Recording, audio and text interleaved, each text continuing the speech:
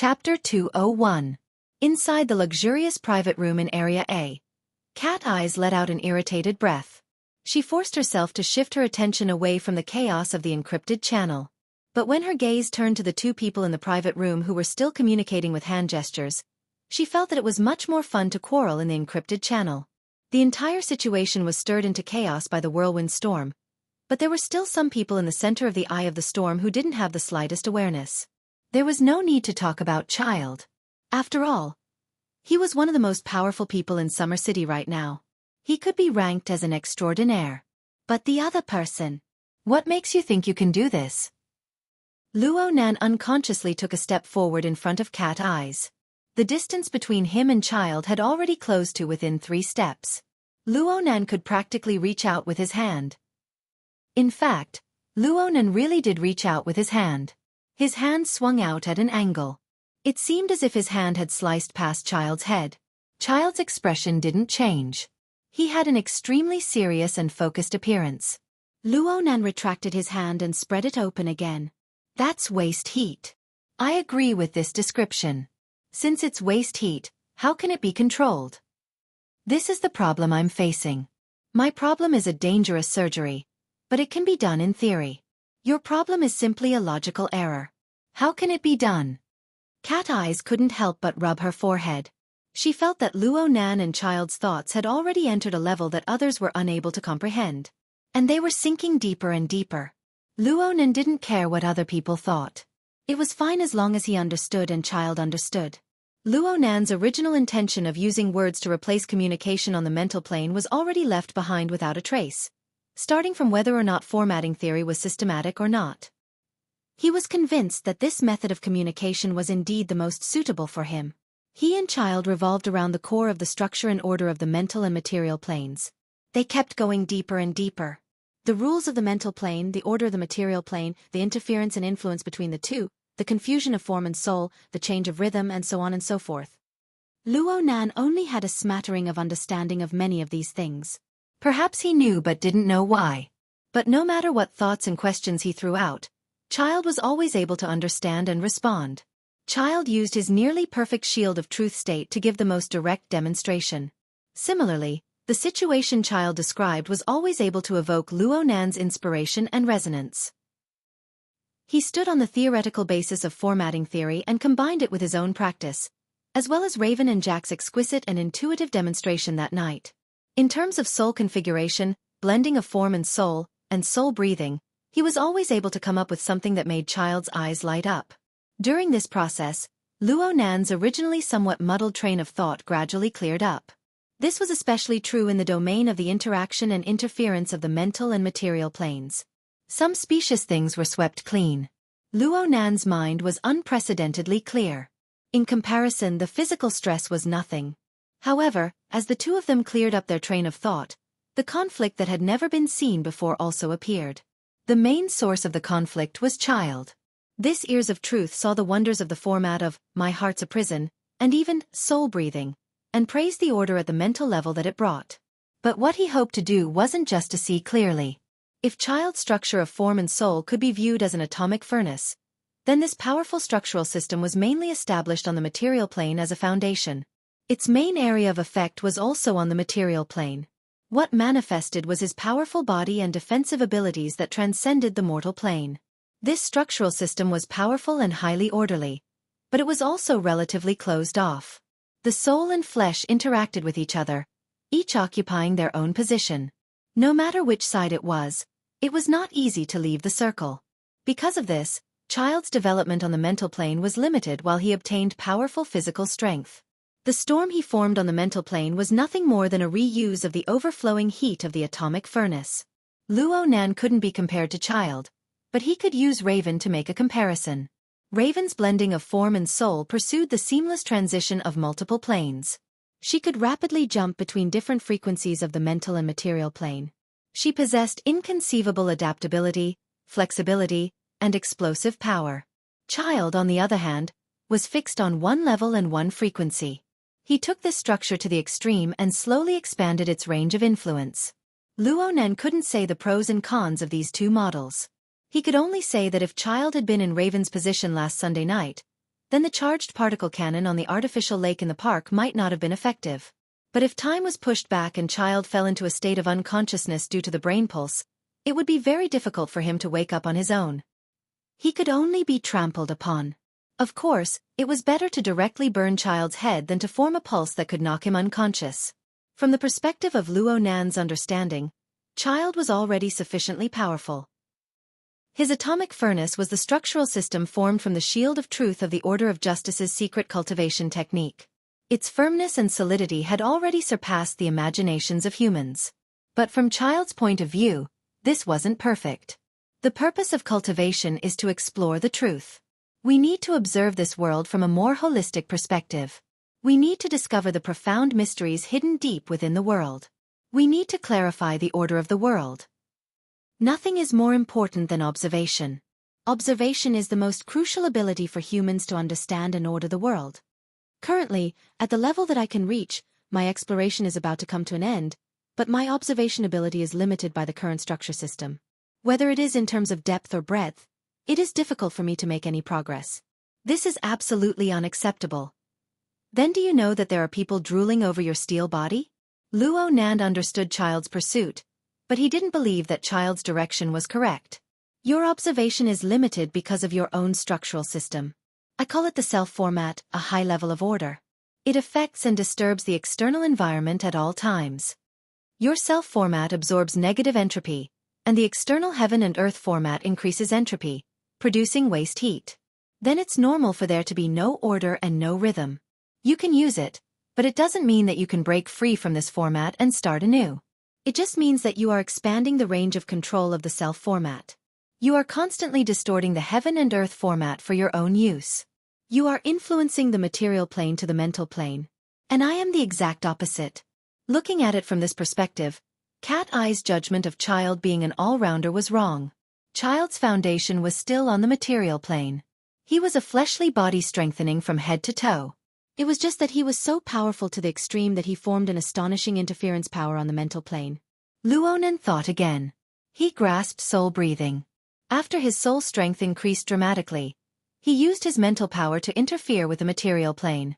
He formed halos, phantoms, and other anomalies. Those should be the embodiment of waste heat. To read the latest novel without error, please visit Chapter 202. There's a chapter up ahead. Don't miss it, everyone. Theory and practice mutually verified each other. The more Luo Nan spoke, the more he felt his mind clear and unobstructed. He didn't care whether it was right or wrong. He expressed his thoughts and thoughts directly in his mind.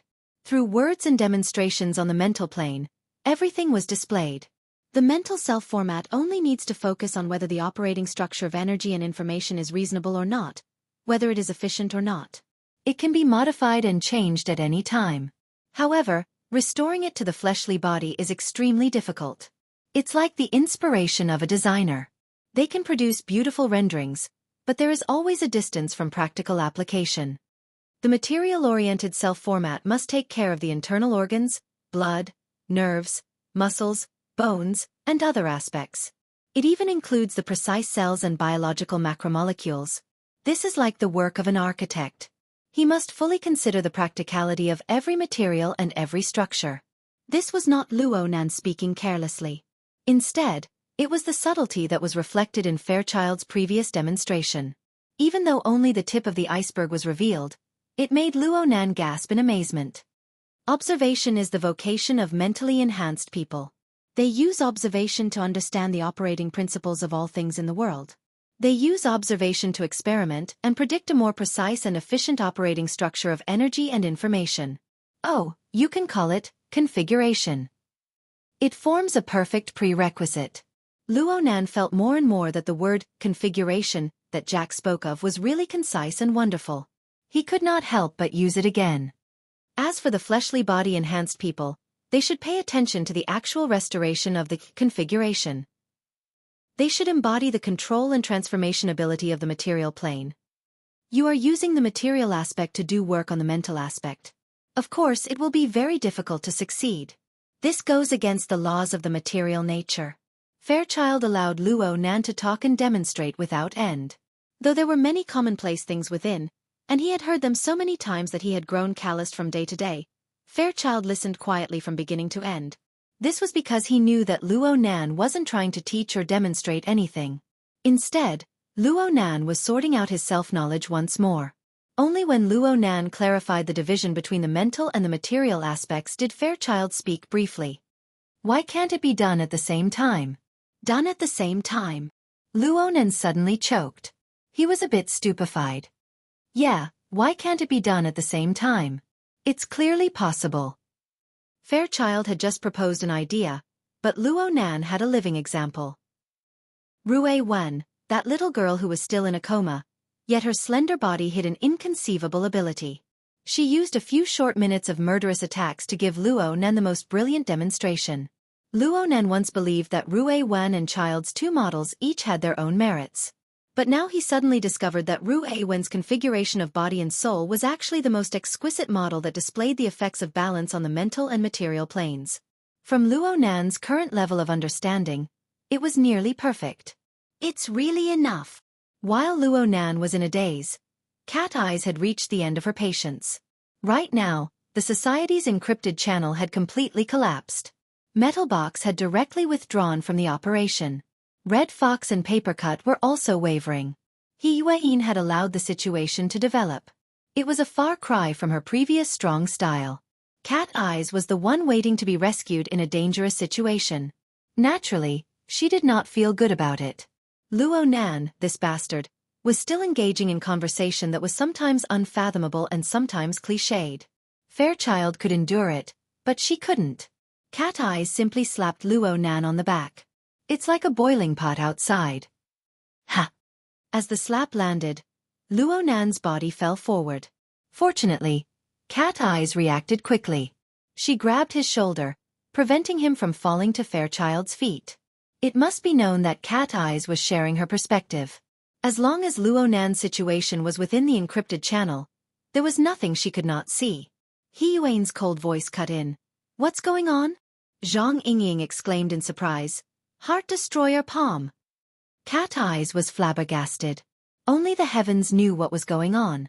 Luo Nan, this kid, had a serious imbalance between his soul and fleshly body, but he shouldn't be weak to this degree. Compared to Cat Eyes' blank reaction, Fairchild was not the least bit surprised. He just took advantage of the situation and raised his gaze to point at an empty area above. There, Luo Nan reacted awkwardly. Due to the demonstration of forgetting himself on the mental plane, he had unknowingly pulled apart the distance between his soul and fleshly body. He had accidentally left his body. Fortunately, he had penetrated deeper on the mental plane. Fairchild, who had been communicating with him all this time, was able to lock onto Luo Nan's position. If he did not leave his body once, it would be hard for his fleshly body to avoid suffering.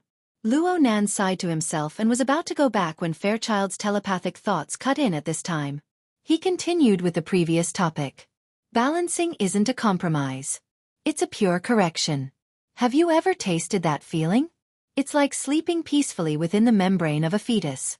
It's like melting within the radiance of truth. Every breath connects the inner and outer worlds. It's truly exhaling the old and taking in the new.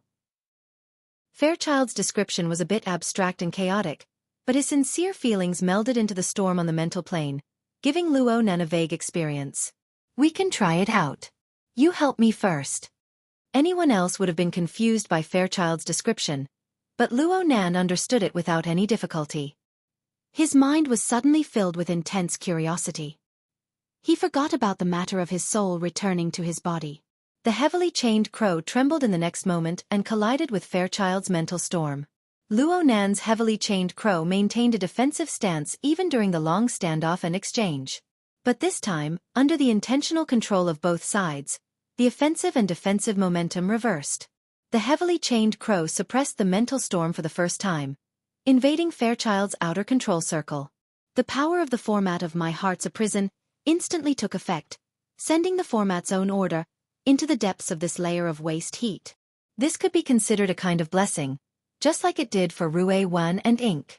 In this instant, Luo Nan's consciousness cut into the range of Fairchild's mental senses for a brief moment. He brought an area with a radius of 300 meters into his clairvoyance. The cross-section of this vast space was nearly 300,000 square meters. It covered the entire Frost River reality. The high-speed flow of energy and information converged with a rumble. Through a special configuration, the information was sorted out and analyzed. The layers were arranged in a clear and detailed manner. Fairchild narrowed his eyes and quietly experienced this marvelous experience. The profoundness was by no means a simple, all-encompassing perception. Observation brought order, and order was truth. At the same time, observation brought pressure. Because Luo Nan had received Fairchild's mental senses and the corresponding information, it was like he had received an enormous chain hammer that spun at high speeds. His entire soul trembled violently. After all, although Fairchild's sensing range was inferior to Luo Nan's, Fairchild's level of understanding and depth far exceeded Luo Nan's level. This was rich nourishment, but it was also a difficult problem that transcended the class. If Luo Nan had not been in an out-of-body state, this attack would have caused Luo Nan to vomit blood and collapse. And right now, even though Luo Nan was in an out-of-body state, he could still sense that his soul strength had been stimulated. It had clearly grown again and could not be suppressed. How am I supposed to go back now? Luo Nan's bitter smile had just returned when Fairchild suddenly took a step forward. Fairchild's snow-white robes fluttered, and he raised his fist that had been hidden deep within his robes. The fist struck straight out and smashed into the chest of Luo Nan's unconscious body. Chapter 203. The instant Fairchild punched, Cat Eyes was like a big cat with its fur standing on end. Her entire body bounced up. Her hand was resting on Luo Nan's shoulder. The powerful shock transmitted from Luo Nan's body made her feel as if she had been electrocuted. Her hand was first bounced off, and then her entire body received the impact. However, this was not the most crucial factor in her intense reaction. At this moment, regardless of whether it was the encrypted channel or her own senses, all of them sent a sharp warning over. The problem was that the warning and stimulation were triggered from multiple points. They came from different directions, different intensities, and different distances. Together, they formed a giant web of danger that made one's scalp explode. It endlessly tested her ability to make decisions on the spot. However, Fairchild's punch had swept away at least 90% of the irritating choices. The only path was laid out before her eyes. Luo Nan's unconscious body bounced up faster than Cat Eyes. His body left the ground and slammed heavily into the wall behind him. He crashed into it with a boom. The mercury-like radiance on his chest rapidly permeated the moment of impact. It illuminated Luo Nan's entire body, and then it disappeared without a trace. Luo Nan's body went limp, and he sat against the wall. Cat Eyes leaped back and arrived by Luo Nan's side. However, she did not pick him up. Instead, she pressed down on his neck and pushed him down. She laid down beside him. The instant she completed this action, the soundproof walls on both sides of the room exploded with two bangs. A gap the size of half an adult's body was blasted open at practically the same time. Soundproof cotton, gypsum board, and other composite building materials flew into the air, forming a hazy, turbid mist of dust that covered most of the room. But very quickly, the dark red trajectory of the bullet cut the dust into pieces, and the special bullets bombarded the ground and the walls one after another, exploding one after another. The fragmented smoke screen and the strong sound of the electric current interweaved together, and in an instant, the interior of the VIP room was swept into ruins. It was easy to imagine that if Luo Nan was still in his previous position, he would have been turned into a sieve in the blink of an eye. The other person in the high-risk area was Officer Xue Weiluan. He had been hit by Fairchild's mental storm and was sitting on the ground in a daze. He was doing his best to recover. Now, the rain of bullets descended and shrapnel flew everywhere, covering him within. Fortunately, Xue Weiluan was wearing the exoskeleton armor. Although he was swept by the wave of attacks, he did not suffer any fatal injuries. Instead, he completely woke up from the stupor of the spiritual shock. Relying on his instincts, he made a few tactical movements in a row and quickly hid in a corner, finally avoiding the frontal attack. The other people in the room were not so lucky. The two police officers who had been pulling Luo Nan and Cat Eyes had been passers-by in background for a long time. But they instantly collapsed in this wave of attacks. It was unknown whether they were dead or alive. Guoju, who was unconscious, was probably the unluckiest one in the first wave of attacks. He was hit directly in the back by a large-caliber sniper bullet. His upper body exploded on the spot, and blood and flesh splattered everywhere. He could not be more dead. The pungent smell of blood and the rapidly surging hostility and killing intent were like an invisible burning flame that invaded Cat Eye's perception. She was forced to constantly change her perception in order to eliminate the interference and capture valuable information. However, the problem was that the other party knew very well that in the face of Fairchild's shield of truth's absolute strength and unparalleled defense, long-range firepower could only be used despite its ineffectiveness. No one would come within 100 meters of it. This made it impossible for her long-range sensing ability to display its full potential.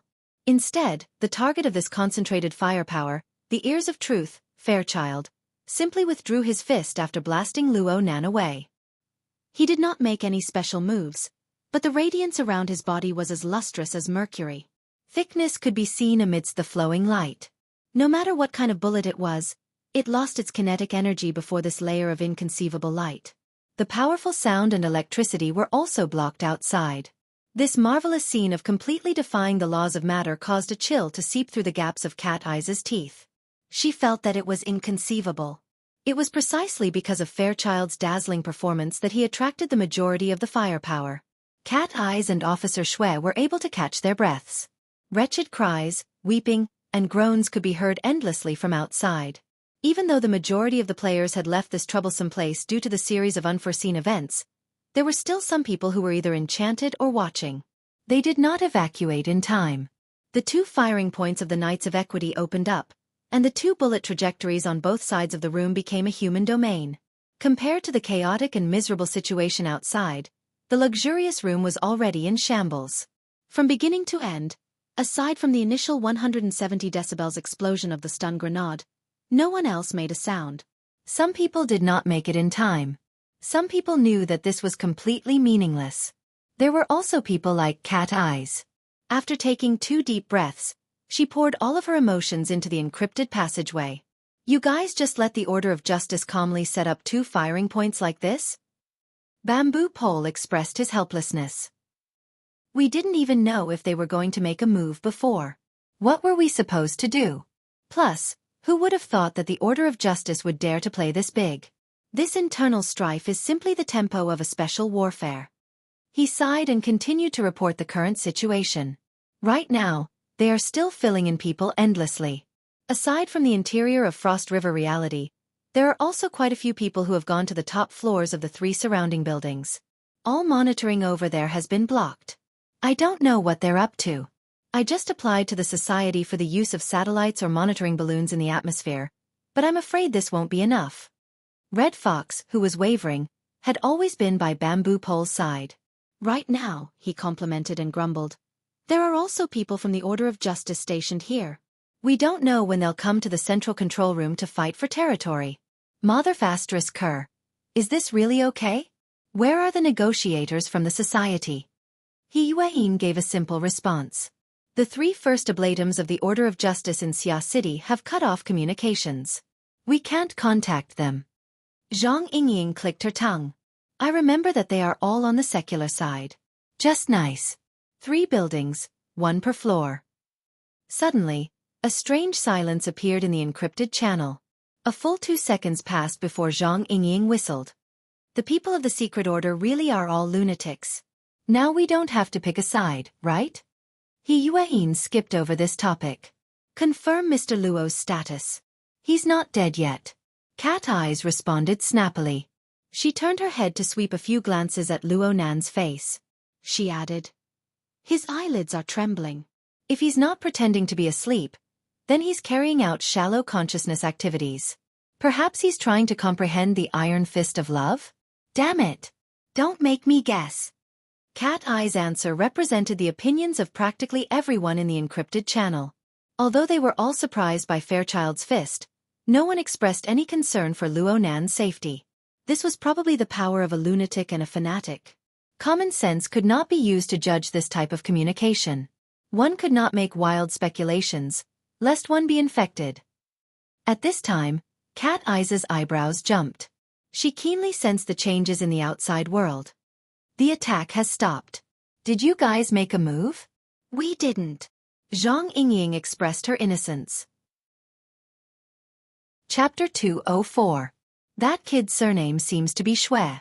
He might be a disciple of some martial arts master. He's very courageous.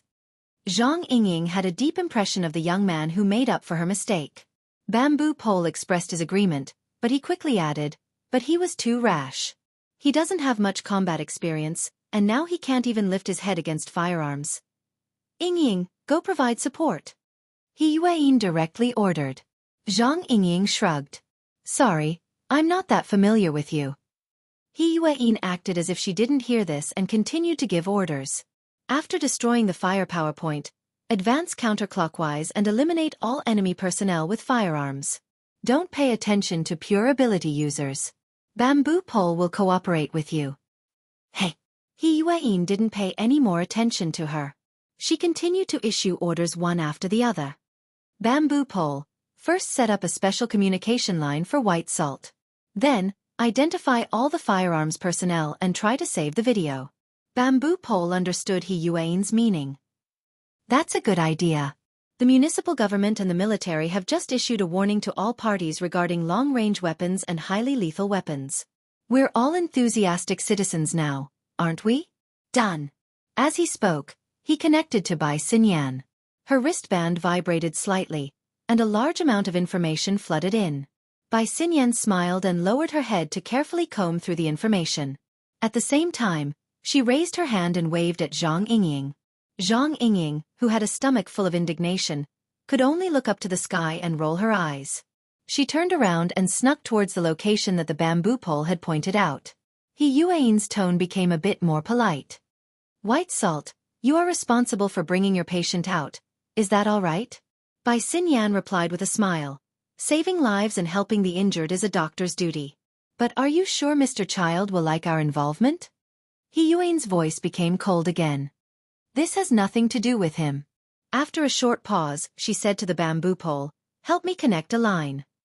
Following the muted firing of 2 long-range firepower points, many of the Knights of Equity's follow-up steps were forcibly cut off. After all, it was not an easy task to find a suitable location in the complex internal environment of the amusement park. For a short period of time, the luxurious private room that was in a mess was surprisingly quiet. Of the 4 survivors, Shui Weiluan was probably the one who didn't understand the situation the most. However, he was very conscientious and responsible. If this chapter is not finished, please turn the page.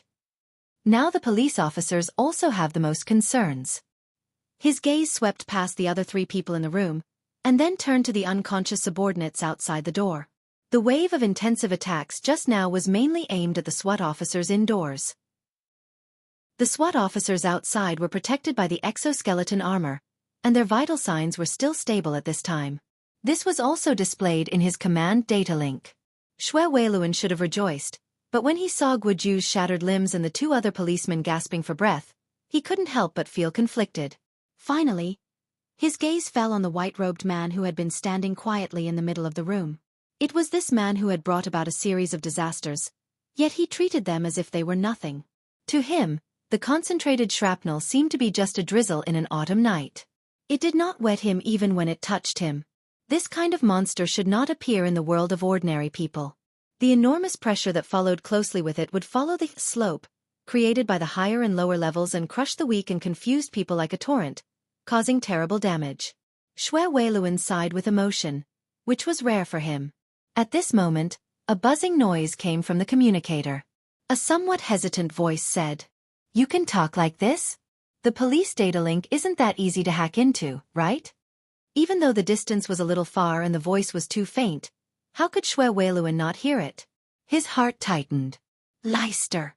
Is that you? Dad, are you really okay? I'm with Nanster's friend now. Everything is fine. On the other side, Shui Lei tried his best to make his voice sound more relaxed. The problem was that no one knew a son better than his father. Shui Weiluan could tell from his son's slight breathing that something was wrong. What's more, the dog's tail reporting that I'm safe was a clear loophole right in front of him. Shui Weiluan's mind spun and his hair stood up in anger. You're here? Just based on your mediocre skills? I shouldn't have sent you to the dojo in the first place. Do you know what kind of place this is? In a moment of desperation, Shui Weiluan couldn't care less about anything else. His roar rushed out of his visor and echoed in the ruined private room. Despite being separated by several hundred meters, Shuelei was still harshly lectured by his father. Shuelei could only shrink back for a time. Zhang Yingying giggled happily to the side. No matter who was unlucky, she was always able to find some fun. Shuelei, did you hear that? Get the hell out of here right now. Shue, this chapter is not finished. Please turn the page. Shueluan's roar swept through the damaged room with air leaking in all directions. There wasn't even a single echo. But Luo Nan, who was pressed to the ground by cat eyes, opened his eyes after his eyelids trembled twice. Oh, Leicester came in? You're awake? Cat Eyes was a bit surprised. I thought you were going to pretend to be unconscious until things were over. Pretending to be unconscious was naturally an insult. Luonan just laughed at this. But he soon discovered that he was lying shoulder to shoulder with Cat Eyes. They were too close to each other. The two could even hear each other's breaths. It was a bit awkward. Luonan flipped over and sat up. This single movement caused the bones and muscles of his entire body to emit fine sounds. His body froze, but he soon relaxed. He twisted his neck and the expression on his face was rather subtle. Cat Eyes was still lying on the ground. She said with a frown, "Hey, aren't you afraid of getting shot in the head? Didn't they all get cleaned up? The remaining long-range firepower points are all retreating outside." Cat Eyes felt that the two's current posture was far too awkward. She saw that Luo Nan spoke with certainty and thought for a moment. She simply sprung up and glared at him with cold eyes. "How do you know?" "I'm fine." Luo Nan responded slowly. His gaze never left Xue Weiluan, who was on the other side. Xue Weiluan was already hopping mad. This Uncle Xue was such a calm and resolute person. He would act the same way when his own child was in trouble. This sort of interaction was indeed very interesting. "You're really free." Cat Eyes' brows furrowed even tighter. Luo Nan gave off a slightly different feeling after waking up. It was as if his crazy attribute had been strengthened once more. He could sink into a zone of thought that others could not understand at any time and place. The problem was that even if he was crazy, others might not be a fanatic. As soon as Cat Eyes had this thought, the fanatic, yes, Fairchild, who had been standing quietly all this time, moved. He turned his body and took 2 steps, immediately attracting everyone's gazes. Even Xue Weiluan temporarily stopped reprimanding his own son to pay close attention. Blocking in front of Fairchild were the 3 multifunctional robots that Fairchild had kicked to a halt not too long ago. Right now, they had already been baptized by the special bullets in front of them. They were completely scrapped. Even the system self-checks had been suspended. Today is still 2 updates. The holidays are finally here. I won't say anything to avoid ruining my character. See you all tomorrow. Chapter 205. Fairchild stood in front of the 3 piles of scrap metal. Wherever his gaze passed, the somewhat distorted metal structure seemed to have been cut by an invisible blade. One by one they disintegrated. The 3 piles of scrap metal collapsed, revealing the figure of a person. It was Huang Bingjin. This brother had been unconscious to begin with. He was pressed down by a stretcher and there were a few robots blocking his way. He had completely lost his sense of existence. Surprisingly, he had not died under the rain of bullets just now. He had only been injured by the shrapnel. Now he woke up from the pain and began to moan for help. Fairchild extended his hand. Of course, this had nothing to do with Huang Bingjin. In the next moment, a palm-sized metal box silently bounced up from the pile of metal parts and fell into his hand. Is this the storage of the human-faced arachnid? Cat Eyes swept her gaze over the metal box. It was hard for her to match it with the image of the human-faced arachnid. When that damned Guoju had confessed, he had explained the cause and effect of the matter in great detail. With Cat Eyes' long-range perception, she naturally would not have missed it. Inside the metal box was the core object that had triggered this incident. It was the raw materials for the creation of the human-faced arachnid and the corresponding key information. As long as she had this metal box and used a special method to restore it, a human-faced arachnid could jump out at any moment. Even though it was just a model, it could be said to be a fake. It possessed extraordinary power and functions. The reason why the previous performance had been like a farce was mainly because the driver, Huang Bingjin, who was moaning and wailing on the ground, was far too clumsy. Fairchild quietly sized up the metal box. He was extremely serious and focused. Because of this, everyone present unconsciously held their breaths and focused their minds. They were afraid that they would alarm this person and cause some sort of trouble. It was at this moment that a voice suddenly rang out. "Fairchild, do you not feel even the slightest bit of regret when faced with this masterpiece?" Everyone else in the room was fiercely shocked. Cat Eyes felt a chill run down her back. The voice had come too strangely. It had appeared out of nowhere in this messy room. It was weak and sharp, like the hissing of a snake when it flicked its tongue. She had not sensed such a special voice at all. It had clearly rung in her ears, but she could not grasp any clues. The so-called long-range perception had become a mere decoration. In the encrypted channel, this chapter has yet to end. Please continue. Yuin uploaded a message. Secret bound first oblatum. Words of Krite. At this moment, anyone in the channel who had some understanding of the Order of Justice's organizational structure was trembling in fear. The Order of Justice was a world-class secret order. Moreover, they regarded fair exchange as their core doctrine. When it came to oaths, they placed unimaginable importance on them. This was especially true for the secular side. Many of their core secrets and profundities were maintained by strict and cruel oaths. From the lowest to the highest, the overt oath, the secret pact, and the heart illumination were the witnesses, executors, and punishers of the oaths. They were also the axis of power in the entire church's system. Although the secret-bound first oblatum was only in the middle of the first oblatum rank, within the Order of Justice, the status of a priest was one level higher than that of the other members of the Order of Justice. Even a worldwide secret order like the Order of Justice only had a little over 100 members. On average, each large metropolitan area would only have 1 or 2 members. Therefore, every single one of them had the power to oversee an area. They had the power to take charge of an area by themselves. In terms of political status, the society needed to bring out the leader of the Xia city branch, Ouyang Chen. Only then would they be equal. But upon careful thought, it was not strange. This sudden chaos was a contest of power between the upper echelons of the Order of Justice. Fairchild, the Ears of Truth, was an illustrious powerhouse even on the world level. He was infinitely close to the domain of extraordinary. From the looks of it, the extravagance of Frost River reality really did not amount to much. It was just that the innocent citizens lying in pools of blood and the insignificant ability users like them had to suffer. Damn it! That's enough. Red Fox could not help but complain in the encrypted channel. This is no longer a problem of a city gate catching fire. This is simply a fight between gods. Normally they can't even hide, but they actually ran into us with their eyes wide open. For the time being, no one replied to him because Fairchild responded, "No matter how exquisite a work is, it is nothing more than a toy to satisfy the selfish desires of a blasphemer.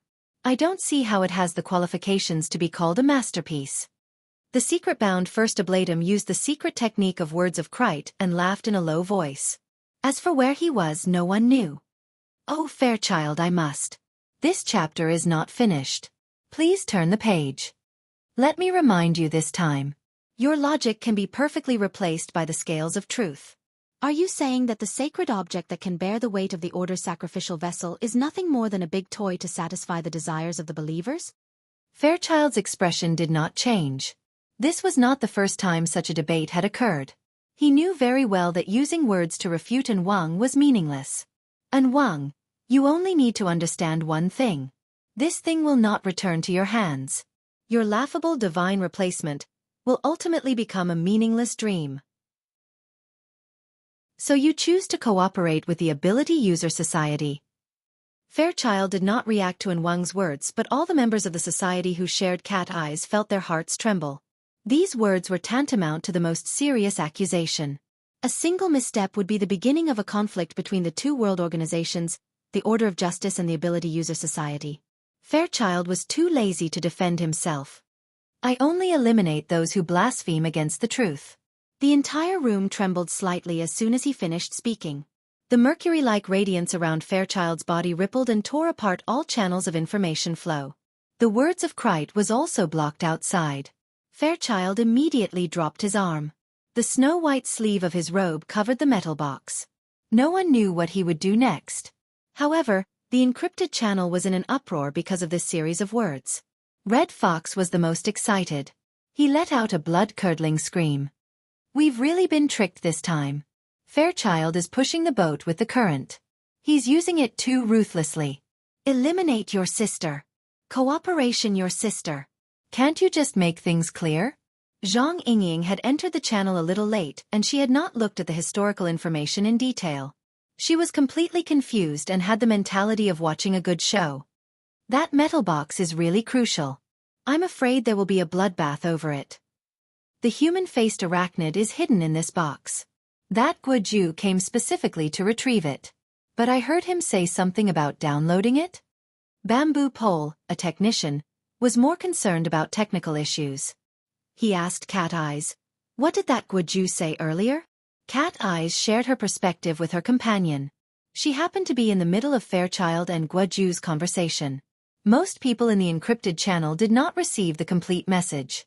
It was inevitable that they were confused at this time. Chapter 206. Cat Eyes felt a headache coming on. This involved some complicated theories and Guoju himself was muddle-headed. Naturally, some parts of his explanation were very vague. There were many parts that she did not understand. She could only speak in a simple manner.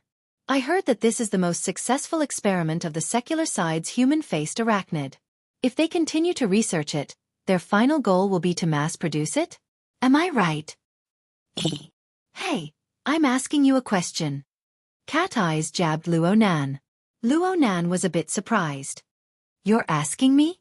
Who else would I ask? This is a serious matter that Fairchild needs to handle. You chatted so happily with him. Did you ask him clearly? There's no value in discussing this. Luo Nan shook his head honestly. His conversation with Fairchild mainly concerned the mutual interference between the mental and material planes. As for the human-faced arachnid exoskeleton armor, it was a simple structure on the mental plane. It was also a simplified version. It could not even be considered a soul configuration. How could there be any discussion? Cat Eyes could not help but roll her eyes. It turned out that this person had not come out of his mental state. Red Fox, who had been highly nervous and had long since been resentful, could not help but let out dozens of clicking sounds in the encrypted channel. In the end he chuckled coldly. Mr. Luo, young Master Luo, are you saying that our group of people took the risk of falling out with the Order of Justice and came here to support you just for this thing that has no value in discussing? Great. You really are great. Then we won't serve you anymore, okay? Red Fox swung his hand and walked away. Bamboo Pole saw that the situation was not right. He grabbed Red Fox and said, "Hold on. Don't be angry." Luonan didn't make it clear. The topic of discussion between him and Fairchild is a bit more abstract. It might not be related to this matter. So you know about abstract? That's why we accompanied him here and there? I've said it before. The goal of today's operation was unclear from the beginning. The responsibility was unclear.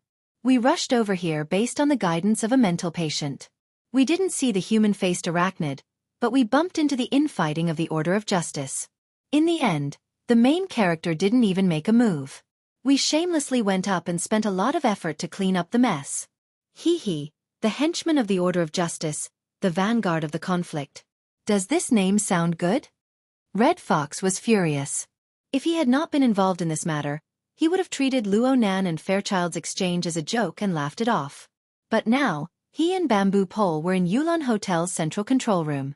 They had already been exposed. If this chapter is not finished, please turn the page. The Knights of Peace would come over sooner or later. Conflict was inevitable. It would have been fine if Luo Nan had been able to clearly sort out the cause and effect of the matter at this time. He would have apologized and added thanks. But in the end, Luo Nan just said, "There's no value in discussing?" Just how ignorant was this brat? Furthermore, he had a deeper worry. Up until now, the society still hasn't given a clear explanation. The experts haven't arrived yet, and there's no sign of any coordination. If we really discuss this matter with the Order of Justice in the future, what would we amount to? The first wave of cannon fodder? Or are you using him as a scapegoat? Bamboo Pole continued to advise him. You worry too much. President Ouyang isn't that kind of person. That's because you haven't seen what the headquarters is like. Or perhaps, do you think that this sort of thing can be controlled within the boundaries of Xia City? Brothers and sisters, do you still not understand? This matter has already gotten out of hand.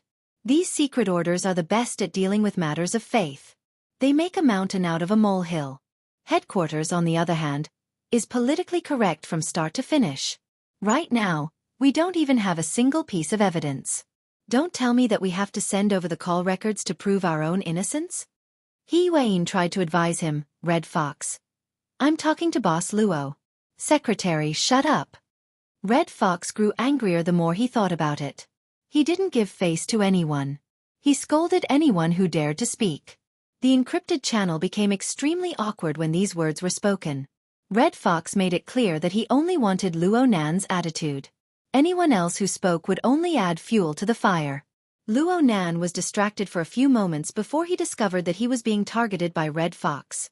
He wasn't really ignorant. He just didn't think too much about it. He just spoke his mind. The faith product he named the human-faced arachnid exoskeleton armor was essentially a simplified version of the soul configuration. With the live demonstration from before and the wraith sign as a solid reference, Luo Nan just needed to gather enough negative emotions to create one on the spot. It wasn't a difficult matter. This wasn't Fairchild's area of expertise. Fairchild probably didn't know this better than Luo Nan. Luo Nan felt quite wronged for a time. But when he thought about it from the other side, he had rashly reported the warning of the human-faced arachnid. He didn't listen to He Yuan's instructions and headed straight for the site of the incident, causing the situation to escalate. He was indeed in the wrong first. Red Fox had faced many changes to the mission target. Though he grumbled endlessly, he still followed them from start to finish. Now he was facing a direct conflict with the Order of Justice. The danger was extremely high. Please continue to the next page if this chapter is not finished. He really did have the qualifications to get angry. Luo Nan didn't mind apologizing and saying a few soft words.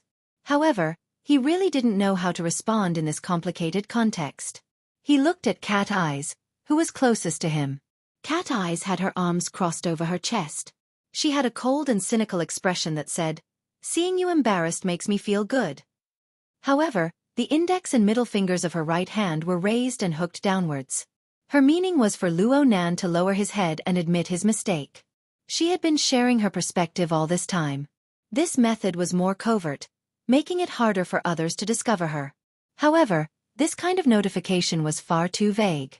At this time, two good friends simultaneously communicated with him in the private interface. One was He Yuan. The other was actually Zhang Yingying. Apologize to Red Fox. Try to communicate with Fairchild. Ask him clearly about the human-faced arachnid. Say a few words to Fairchild. Put on a show. Red Fox is a grumpy person.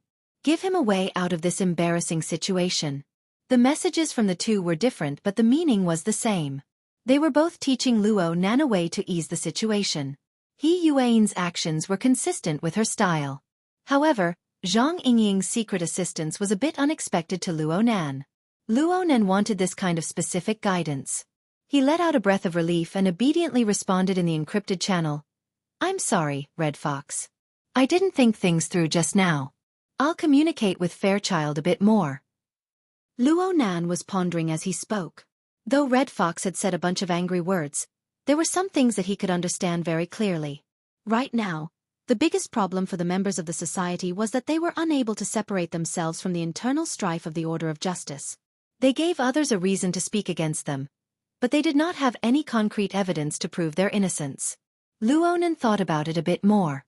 Though he already understood the configuration of the human-faced arachnid, it was all empty talk. If the society were to negotiate with the Order of Justice, the evidence would be lacking. The true and irrefutable evidence was naturally the metal box in Fairchild's hands. Luo Nan more or less understood Fairchild's personality. Fairchild had obtained the storage device, but he would at most verify it. It was more likely that Fairchild would simply destroy it. That would be far too wasteful. With this thought clear, Luo Nan spoke to Fairchild. "Mr. Fairchild, if you don't need that storage device, leave it for us to store as evidence." Cat Eyes? Question mark. He Yuan. Zhang Yingying. Exclamation point. Red Fox. F***ck me. What the hell are you doing? Chapter 207. The instant Luo Nan's words left his mouth, Red Fox was not the only one who exploded. Everyone in the encrypted channel was furious. "You saw it, you saw it!" The Red Fox shouted until the end and was completely exhausted. Even his cries had turned into moans. "I knew it. This fellow is purely a scammer. What a fool." Zhang Yingying slapped herself on the face, feeling too ashamed to face anyone. Even if Xue Lei, who was beside her, looked at her as if she was a lunatic, she couldn't care less. How naive was she? Only then would they believe that the youth who was serious about becoming an employee could handle this matter by himself. Bamboo Pole, who had always thought that he possessed the calmness of a technician, couldn't help but say, "In the future, it's better to let him use his pen and not his mouth." Truthfully speaking, Luo Nan's words just now really left people speechless. It would be too presumptuous to say that it was a request. After all, Fairchild had just expressed his attitude towards the secret-bound officiant, and Wang. That metal box was an important item that was not up for discussion. Why should he give it to him? A single mistake and they would fall out with each other. It would be absurd to call it a negotiation. Right now, the Order of Justice's secular faction had their eyes on this metal box. Even if they were to start a massacre in the bustling city center, they would not hesitate. With this kind of determination and willpower, anything could be burned to a crisp. Yet you actually want to take it? What kind of spirit was this?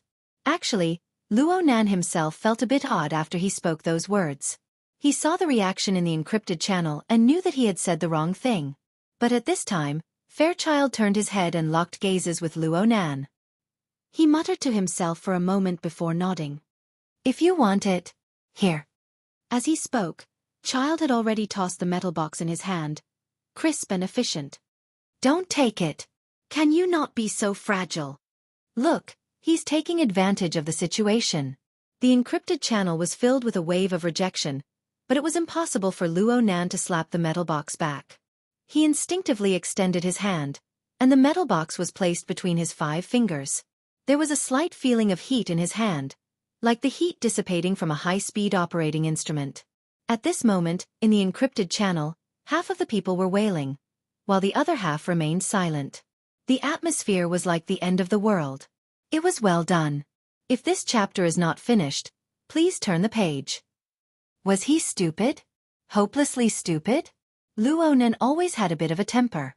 It wasn't that he couldn't accept opinions, but he admitted that his level of communication still needed to be improved. But what the hell was this atmosphere? As if the planet was going to explode in the next moment. The metal box had played an important role in the whole process. From the moment Guoju confessed, it should have been obvious to everyone. He took a deep breath and sent out a message in the encrypted channel. "Isn't this storage unit the ironclad proof that the Order of Justice is researching and experimenting with the human-faced arachnid? Yo-ho! Does young Master Luo feel wronged?" The Red Fox sneered. "Solid evidence? Based on the external parts of a robot? Based on the one-sided statement of a dead man? Or was it based on the obscure communication between Child and the secret covenant officiant? Young Master Luo, let me teach you something. The words of Krite is a secret covenant technique of the Order of Justice. No equipment can record it." Luo Nan was baffled. He continued to speak in the encrypted channel. "The society intervened so early.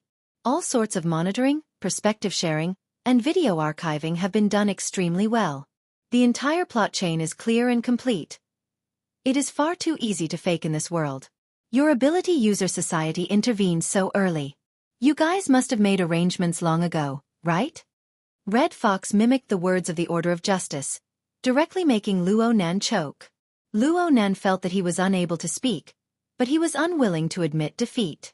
He ground his teeth and used his mind as the tip of a pen to draw a simplified 2D structure diagram in the encrypted channel. Although it was simplified, the crisscrossing lines and the precise layout of the graphics stitched together made the encrypted channel go silent. Red Fox was a bit stupefied. "What do you mean by this? Are you trying to curse me?"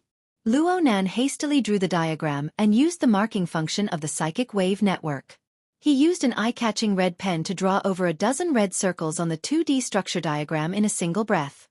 This is the energy and information storage structure used by the storage unit. It includes the simplified restoration technique. Many of the details involved are special patterns that appear over and over again. Are these the exclusive uses of the Order of Justice? Actually, many of these structures appeared in the configuration of Child's Shield of Truth. They were used as extremely crucial nodes, which was why Luonan dared to be so certain. The internal core structure of the storage unit is unique. If this chapter is not finished, please flip the page. Special craftsmanship and usage. Tracing back from this clue and combining all sorts of information and evidence, wouldn't we be able to seize the initiative and solve an ironclad case? Red Cat was defeated by this technological geek's way of thinking. He didn't know how to respond for a time. Bamboo Pole, who was next to him, was watching with rapt attention. He muttered, I don't know if this is the exclusive craftsmanship of the Order of Justice, but from the information I've gathered, there are indeed many similar structural arrangements within the Order of Justice's internal rituals. It's just that they're a bit deformed. Is it used for storage? Bamboo Pole was an outstanding hacker, but he was also an expert in researching secret orders. His words naturally held a lot of credibility. The group's attention was more or less scattered due to the matter of the structure diagram. Zhang Yingying asked curiously, is this the internal structure of the metal box? How did the precision of your senses improve so quickly?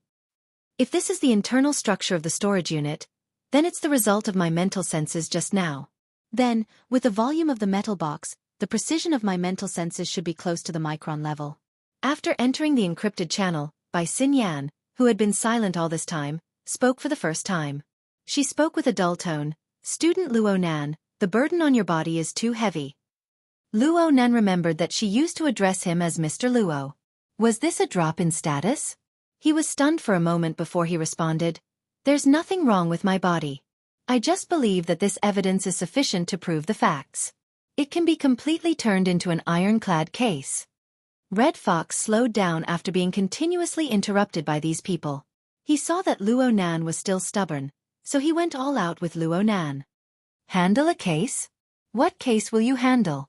Handle whose case? Who will handle the case? The society handles the case of the Order of Justice. That's not called handling a case. It's called conflict. It's called all-out war.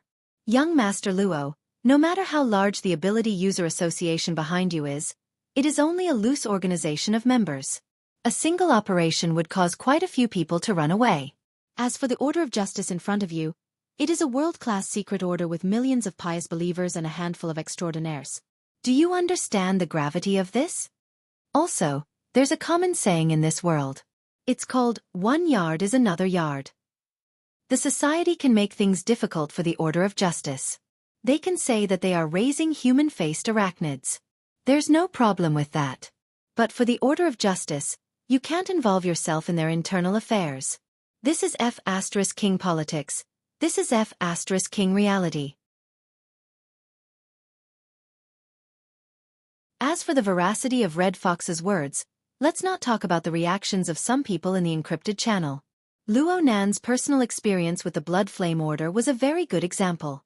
Mo Luan had brought the human-faced arachnid to graze, and made a move against the members of the society. In the end, the matter was left unsettled. Back then, Luonan had taken over the human-faced arachnid's nest. He had taken great advantage of it, so Luonan did not think too much about it. Now that he thought about it, wasn't it just as Red Fox had said? Politics? Reality? Luonan would not find it strange at all if this happened in the secular society. This was because he had a pessimistic view of the hearts of the secular people. But right now, the enormous ability user organization of the inner world, which had largely detached itself from the secular world, was like this as well? Luonan still wanted to carry forward his grandfather's formatting theory in the society. If there was no difference between this place and the secular society, how could he guarantee that his grandfather's theory would not suffer the same fate as it did back then? Disappointment. He was extremely disappointed. This was Luonan's current state of mind. He did not want to say much. He just flipped the warm metal box in his hand back and forth. If it was possible, he wanted to be quiet for a bit. But how could he have the chance to be quiet right now? As his state of mind flipped along with the metal box, he clearly sensed that there was clearly some sort of extremely obscure power on the mental plane. It was currently creating disturbances in this region. And the feeling was extremely negative. It was like a gloomy layer of clouds that obscured most of the pulsation of life. Luo Nan could feel the malice rippling through the void. This was the true means of the secular side. Luo Nan's hand stopped moving as the dark cloud pressed down. He raised his head slightly and just happened to meet Child's eyes. Those gray pupils looked like layers upon layers of hazy dark clouds at first glance. However, the firm willpower was like sunlight that pierced through the clouds. It was hard to look straight at. Child did not know why Luo Nan was in a daze. His gaze still fell on the metal box that Luo Nan was flipping over and over in his hand. A moment later he suddenly spoke. We have yet to touch the entirety of truth. We are filled with anticipation toward its true appearance. Because of this, we are exceptionally unable to endure interference, as well as the blasphemy toward our pursuit of goals. The truth has yet to be seen in its entirety. I can only guarantee that the place I stand is the domain of truth. As his voice rose and fell, the light on his body flowed like mercury. It reflected a faint glow on the ground, and a blurry wave of light spread outward. Men are afraid of entering the wrong profession. Chapter 209. The dark clouds on the mental plane covered the entire surrounding area. They constantly disturbed and changed, attempting to attack Child's domain. Later on, due to the continuous changes, the essence of the dark clouds appeared. They transformed into sinister and fleeting whispers of incantations that appeared on the material plane. Words of Krite. Cat Eyes reached out and pulled Luo Nan back. Her expression was grave, as if she was facing a great enemy. The point of fire was blocked, resulting in a momentary disconnection. Then the methods of the secular side finally appeared once more. Moreover, they had already given up on traditional long-range attacks. They directly used extraordinary powers. This was not First Ablatum and Wang's mode of pure communication. The hissing incantations were filled with the power of darkness and cold. The lighting within the room had been mostly wiped out due to the shrapnel of the rain of bullets. When the incantations manifested, the darkness grew deeper. The little bit of light that was left revealed bizarre and dazzling scattered trajectories. It was as if the room had been warped. In comparison, the space that the light of Child's shield of truth could fill was limited. However, the place where he stood still shone with light. It was pure and clear. No matter how the incantations disturbed and changed, not even a little bit of it could seep in. Luo Nan's eyes focused on the pure and clear light. He muttered hoarsely, "The place where I stand is the domain of truth. If you want to believe in religion, you'll have to wait until you return alive." Cat Eyes tugged at Luo Nan again, indicating that he should pay attention to the encrypted channel. He Yuan had already issued the order to retreat. Luo Nan did not move. It would not be easy for them to leave under the current circumstances. In the next moment, the light coming from the main door was cut off. There were two more thumps. Someone was knocking on the doorframe. The force was so great that the entire room seemed to tremble twice. However, the person at the door did not seem to have any intention of deliberately exerting force. This person was not wearing any protective armor. He was over 2 meters tall. He stood in front of the door with his head slightly lowered to avoid bumping into the door. He was even bare-chested. His skin was pitch black and glossy. His bulky muscles were connected by tough fascia. They rose and fell with his breathing. He was like a standing black tiger. Just by looking at his physique, he was stronger than the already tall and sturdy Child. The person ignored the gazes of the others in the room. He simply welcomed the light from Child's body and grinned, revealing his snow-white teeth. "Mr. Child, long time no see. Oh, you might not remember me." "Baze," Child whispered the man's name. "Thank you, Mr. Child, for remembering me." The dark-skinned man named Baze addressed him as Mr. Child. His tone was polite and gentle, which did not match his appearance. "I've always been very grateful to you for teaching me when I first joined the cult. You were the one who taught me the stages of cultivation and the importance of temperance. Unfortunately, I chose another path in the end. I feel that the unrestrained, simple, and violent style suits me better. Moreover, my strength has not left me because of this." Luo Nan watched Baze display the appearance of master and disciple reuniting, but he felt an extremely dangerous tension emerge from the body of this dark-skinned brawny man. He could not help but ask, "Who is he?" "Black Tiger Baze. He's the vice-captain of the Knights of Equity's Xia City branch." Cat Eyes extended her hand to support the crooked brim of her hat. She subconsciously made her entire outfit more neat and tidy in preparation for the upcoming bitter battle. Since there was internal strife among the upper echelons of the Order of Justice, the appearance of a fellow like Baze was not strange at all. However, the pressure of theory and the feeling of reality were different in the end. She needed to give Luo Nan, who lacked common sense, a supplementary lesson. At the same time, she gave herself a reminder: he's a freak who can defeat and awaken purely by relying on his innate physical strength. But there are also people who say that he obtained this ability through the Order of Justice's life and death sacrifice. In any case, if you were to pick the 10 people with the strongest physical strength in Xia City, Cragburst would barely rank at the bottom. Senior Giant Arm and Senior Zhong Ji of the society would probably rank in the middle. They rely on explosive power and skill to win. And this person can rank in the top 3 no matter what. Luo Nan went, "Oh." Finally, he had a clearer understanding of Baze's strength. He had personally witnessed the abilities of Cragburst, and Giant Arm Cragburst was someone who could remain unscathed even under high explosive incendiary bombs. As for Mr. Giant Arm, he was a purer martial artist. The power of his fist penetrated through the metal box and forcefully stuck Jack, who was in the deep blue walker state, to the spot.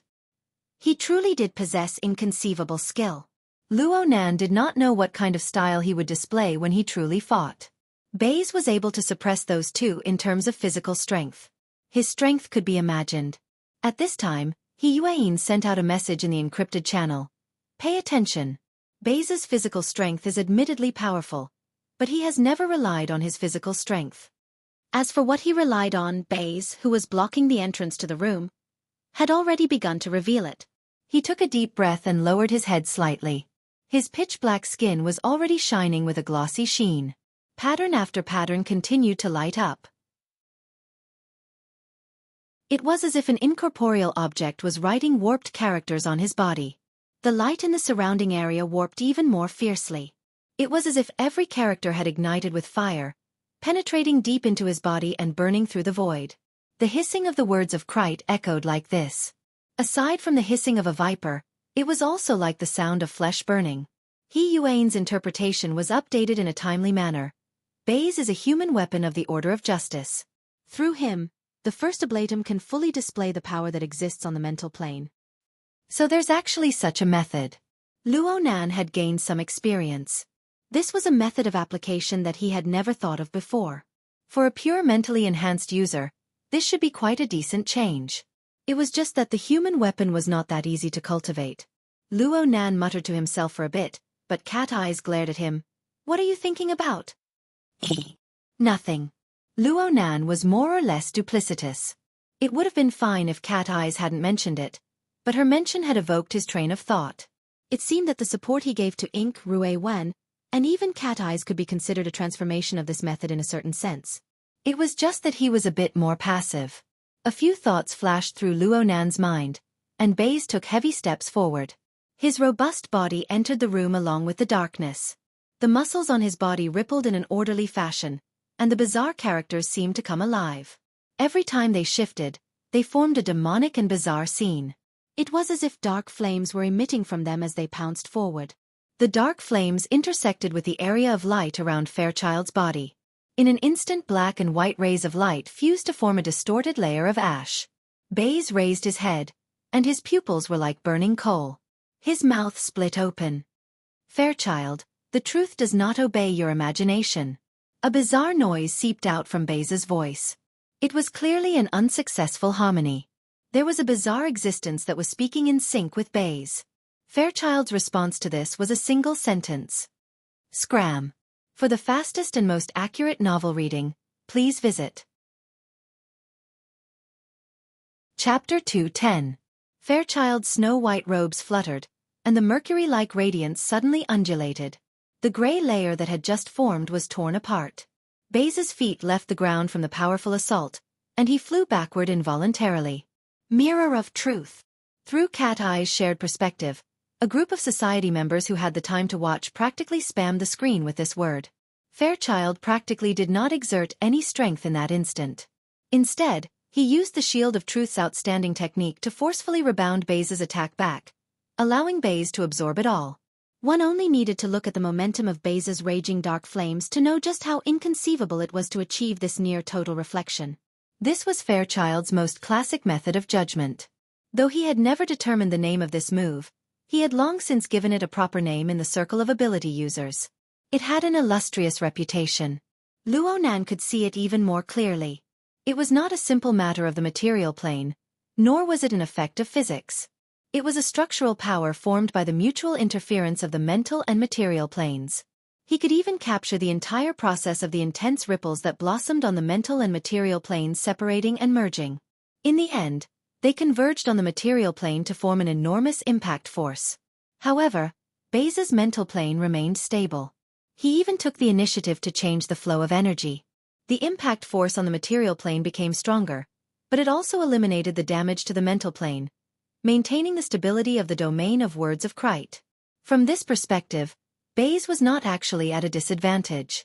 The power of the two had always been cutting back and forth between the mental and material planes. The most difficult part of this method lay in realizing the transformation technique of mutual interference. Whether it was Fairchild or Base, they both achieved this through the structure of the interference of body and soul. Their inhumanly strong physiques and firm willpower were precisely the foundation to realize this transformation. It would be very difficult for Luo Nan to realize a similar transformation mode in his lifetime. However, Luo Nan being able to pry into the marvels of this was an inconceivable matter in and of itself. No one had expressed their views on this deep mechanism in the encrypted channel. Cat Eyes, who was beside him, could not even approach the battlefield with her mental senses. Otherwise, she would most likely suffer a backlash. As for Luo Nan, he was able to do all this easily because of his previous exchange with Fairchild. His thoughts were clear in the domain of the mutual interference of the mental and material planes. But on the other hand, he also vaguely sensed that his family's spiritual senses seemed to be somewhat different from others. He used formatting theory to cultivate his soul strength. In terms of the depth of his clairvoyance, Cat Eyes, Mr. White, and other ability users who specialized in perception and the study of the soul had a faint advantage over him. At the very least, his clairvoyance method had never been successfully tracked by anyone. Ever since he understood the mysteries of soul breathing, he was able to switch between the shallow and deep layers of the mental plane at any time, making it even more difficult for the observed to fathom. In this way, Luo Nan's special clairvoyance was able to penetrate and analyze a large amount of deep information from what ordinary people saw as ordinary phenomena. This information was then fed back to the configuration of his soul, converging into a unique experience. This experience became the most crucial element for the constant growth of his soul strength. Child once said that nothing was more important than observation. At the very least, this was the truth for enhancers. Luo Nan personally experienced the advantages of this most critical ability. Speaking of which, he had always treated this as a burden in the past. Fairchild blasted Base away and strode out the door. The mercury-like glow on his body was the special characteristic of his body and soul interfering structure and operating energy. There were many special structural details that would only truly manifest in battle, and Luo Nan was fascinated by them. Because of this, Luo Nan's reaction was especially sharp when this structure was attacked. Fairchild had only walked 3 to 5 steps when he suddenly felt an omen of alarm. He shouted, "Careful!" This warning was not aimed at Fairchild. Fairchild knew very well where Fairchild's weaknesses were. Fairchild hoped to endlessly accumulate an advantage on the mental plane to destroy the structural transformation of Fairchild's shield of truth. However, Fairchild did not give Fairchild the chance. The area he controlled was as stable as a boulder. On the mental plane, only a little bit emerged from the water's surface. No matter how turbid waves surged, it remained majestically motionless. However, the words of Krite seemed to possess a technique that could extract power from the pain of the surrounding living beings. It could rapidly transform. When the words of Krite was fully activated, every living being in the surroundings could be considered its fulcrum. Luo Nan's warning was half a beat too late. The words of Krite hissed loudly just as Fairchild's voice fell. The distorted darkness in the room did not ease because of Fairchild's departure. Instead, it grew heavier. On the mental plane, the words of Krite rapidly spread and permeated, covering a large area. Cat Eyes let out a muffled groan. She released her mental senses out of habit. It was as if she had been bitten by a venomous snake. Her 5 senses and 6 senses all received an attack. The instant of pain was like pressing her head into a pool of venom. The pain made her body go limp. He Yuan directly assigned personnel in the encrypted channel. White salt. Got it. I'll be right there. Bai Xinyan responded. Then she went silent. That person's strength should be above average, but Fairchild could not count on her for the time being. Fortunately, the chains deep within Cat Eye's body and soul rang out at this time. The attack was greatly neutralized, and the pain lessened. Cat Eyes could not help grinding her teeth again. She shot Luo Nan an ice-cold glance. In the end, she extended her hand and pulled Luo Nan away. This way. No matter what, they did not dare to go to the main entrance. Fortunately, the 2 firing points from before had pierced through the soundproof wall, giving them room to choose. Luo Nan still wanted to watch the fight between Fairchild and Baze, but he knew that risking his life to do something like this was truly insensible. He glanced outside the door, but Fairchild's figure was already nowhere to be seen. The problem was, Luo Nan saw Xue Weiluan. Xue Weiluan had rushed to the main entrance. He grabbed the legs of a few unconscious special police officers and dragged them inside. Uncle Xue, you guys go first. Xue Weiluan could not abandon his subordinates and escape by himself no matter what. However, 7 special police officers had just been knocked out by Fairchild. Even though Xue Weiluan had a body of godly strength with the aid of the exoskeleton armor, there was always a limit to what he could carry. It was impossible for him to pile up 7 living people and drag them all in one go. More importantly, Xue Weiluan did not understand the mysteries of this fight.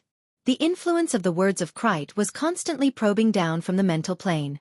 Cat Eyes had already suffered a loss, and it would soon affect ordinary people. Xue Weiluan's willpower was extremely strong among ordinary people, but there was still a large gap between him and an ability user. When the time came, he would suffer the same fate as his subordinates, perhaps even more miserable. Cat Eyes hissed and pressed down on her sore scalp. She was helpless against this situation. If this Officer Xue had not used Zhang Yingying's channel to communicate with his son, she would have turned around and left without any pressure. However, after that experience, it would be unjustifiable for him to pretend that he didn't know anything.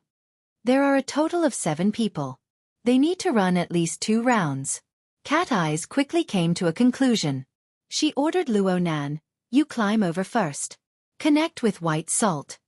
She turned around to help as she spoke, but Luo Nan pulled her back. Wait. Luo Nan's body suffused with a weak light the moment he spoke. For the fastest and most accurate novel reading, please visit Chapter 211. Cat Eye's pupils constricted. She was able to sense that Luo Nan was utilizing his soul strength. However, this magnitude was clearly beyond her scope. Before joining this operation, He Yuan had emphasized to her that Luo Nan was currently undergoing treatment due to the serious imbalance between his body and soul. He couldn't utilize his abilities too much, or else his soul strength would cause serious damage to his nervous system. Luo Nan had already courted death once before. But back then, Luo Nan had been communicating with a crazy believer, causing people to overlook the risks involved. But this time, with the precision of Cat Eye's senses, she was able to sense that there were clearly some minute distortions and deformations in many areas of Luo Nan's nervous system. But what the hell was this light? If Cat Eyes saw it, then it meant that everyone else had seen it. Bai Xinyan, who was rushing over, let out a long sigh. With such a willful patient, we doctors are quite troubled. He Yuan's stern and severe voice cut in. Mr. Luo, please don't overuse your ability to avoid unexpected consequences. These words were quite serious. Cat Eyes received their warning and grabbed Luo Nan's shoulder, wanting to stop him. However, in the depths of his body and soul, the chains rattled. His entire body, from the inside to the outside, was trembling slightly, as if he had been electrocuted. His hand stiffened halfway, and in the end, he couldn't move at all. It was finally here. Cat Eye's heart throbbed. Soon after, her heart was filled with irritation. This was the problem she was most worried about after the operation at Limestone Water Village pub last week. Back then, she had collided with Luo Nan's drawing of the psychic diagram and suffered a backlash. Then she inexplicably fell into Luo Nan's trap. Her body and soul were pierced by an invisible chain, and she seemed to be imprisoned by some sort of method. But in the following week, Luo Nan didn't make any strange movements. Even the existence of the chains gradually became undetectable. It just made her nervous and on edge. And in tonight's operation, she and Luo Nan were within arm's reach. Luo Nan didn't make any excessive movements. Instead, he used the chains to help her get through several difficulties. Just when Cat Eyes nearly believed that she had misunderstood Luo Nan, the essence of Luo Nan's methods was exposed at this critical moment. Right now, she was just like a cat and dog with a chain on it. Its master didn't allow it to move, so it was strangled by the neck and tossed around with all its might. Cat Eyes glared at him with a murderous gaze. It was not an exaggeration at all. She wanted to pounce on Luo Nan in the next moment and bite his throat. As for using soul force, who cares? Just at this moment, Xue Weiluan's surprised voice rang out. Thanks to Cat Eye's long-range perception ability, she did not need to turn her head to see that each of the 7 special police officers had a set of diagrams materializing on their bodies. It was about the size of a fist. Judging from its shape, it was a tetrahedron with inscribed and circumscribed spheres. Right, it was Luo Nan's avatar that appeared in the encrypted channel. Cat Eyes was slightly startled. The raging flames in her heart paused for a moment. With just one look, one could tell that this phenomenon was caused by the interference of the spiritual plane with the material plane. According to the theory of the soul, the effectiveness of mutual interference in the mental and material planes was directly proportional to the order. In other words, the more orderly the external representation was, the more effective the soul power would be on the material plane, and the more effective its control would be. Especially when Luo Nan was doing 7 things at once. He presented 7 sets of diagrams at the same time. Even if each set of diagrams was the same, even if it was just for show. Before she could finish her thought, Cat Eyes sensed the bodies of the unconscious special police officers tremble. It was clear that they were showing signs of regaining consciousness. Cat Eyes finally could not hold back from turning her head. She stared with wide eyes. Xue Weiluan was pleasantly surprised. He finally realized the source of the change in the situation. He turned his head to look. Luo Nan took a deep breath. He did not make any obvious movements, but the 7 sets of diagrams fluctuated at the same time. Fine vibrations were produced on the mental and material planes. A low buzzing sound seemed to ring in Cat Eye's ears. In that instant, the words of Krite, which had been hissing in their ears all this time, became a bit fuzzy. They never recovered. Immediately, a special police officer let out an "ah," and instinctively sat up. Since there was one, there were 2 more. The special police officers on the ground sat up one by one and turned over. Although they were still confused, the miraculous aspect of this method of awakening their intelligence left Cat Eyes and Xue Weiluan dumbfounded. It wasn't just the 2 present. Zhang Yingying sent a single "ah" in the encrypted channel. She felt that it was impossible to describe her current mood. She simply tossed out a string of dumbfounded emojis and frantically spammed the screen. Ah! Did someone pass on strength to him this week? Or did a certain secretary dual cultivate with him? This rate of progress is illogical. This technique. Before she could finish spamming the last message, she was silently muted by a certain secretary. However, Zhang Yingying's meaning was what the vast majority of people were thinking. Xue Weiluan was a bit better. In any case, he could use his expert abilities to explain things that he did not understand.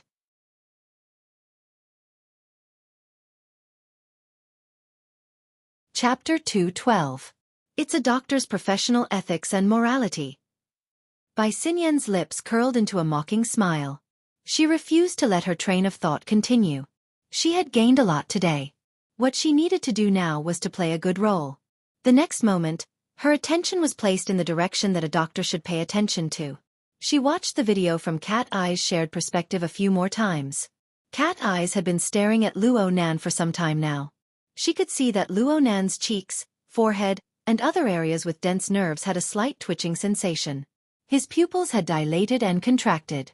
She could not see anything below his neck, but it was more or less the same. This was a sign that the nervous system had been strongly stimulated. At the same time, that very eye-catching layer of faint light blossomed from inside to outside.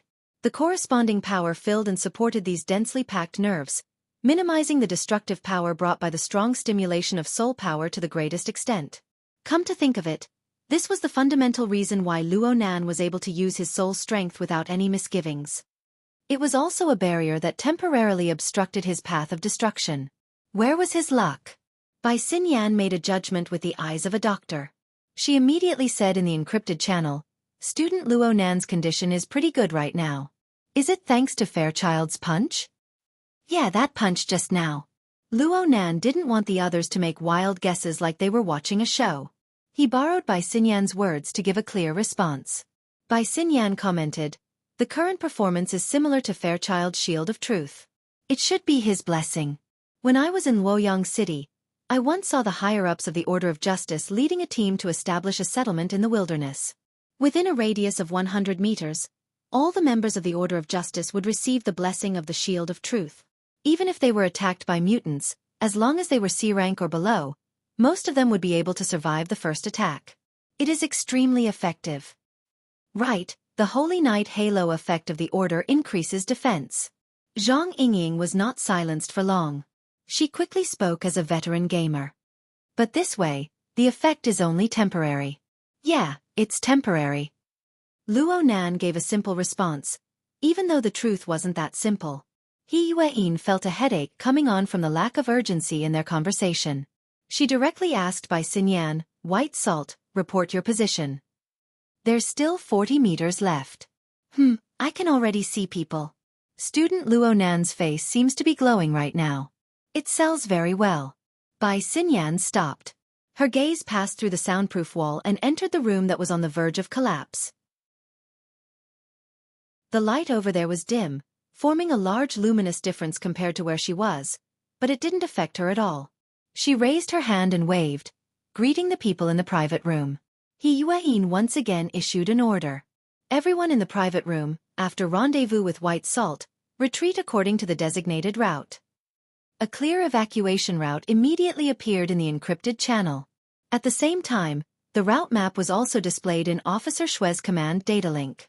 The latter was stunned for a moment, but he still sent the map to his subordinates and asked them to act according to the plan. "Quick, quick, quick." Bamboo Pole was the one urging him on. He continued to dutifully refresh information. The sniper cannons at Yulon Hotel are about to finish calibrating. Their firing range covers all of Frost River reality. At that time, someone might be out of his mind and ignore Child. If the muzzle tilts up, we'll have to use a mop to collect your corpses. "Get lost. I'm talking to you." Cat Eyes was in a terrible mood. She forcefully resisted the evil thought of tearing Luo Nan's throat to shreds.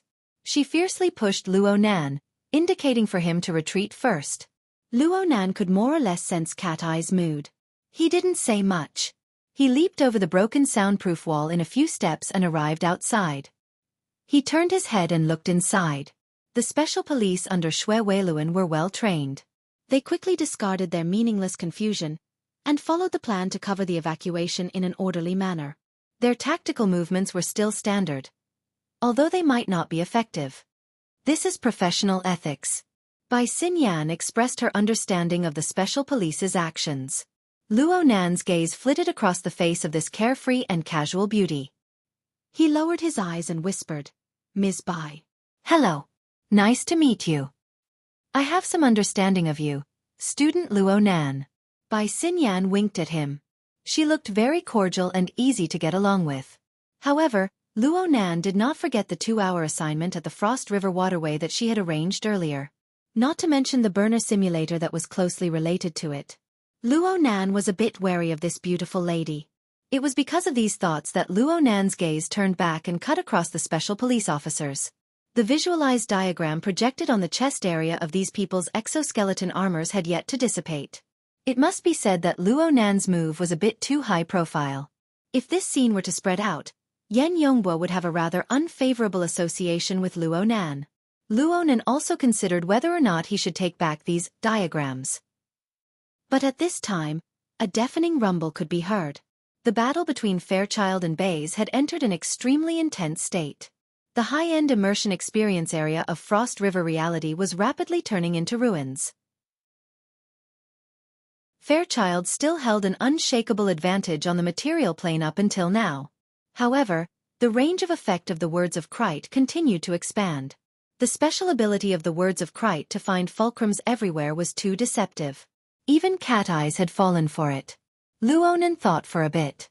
In the end, he did not take back his blessing. He even added one to Xue Weiluan as a precaution. Bai Xinyan observed with interest. Then she asked, "This move of yours is a bit like our family's old Bai's awakening phonetic interest. It's not just a simple awakening. There's also the flavor of a high-end integration. The method is cautious. Is this a technique of formatting theory?" "Your family's old Bai?"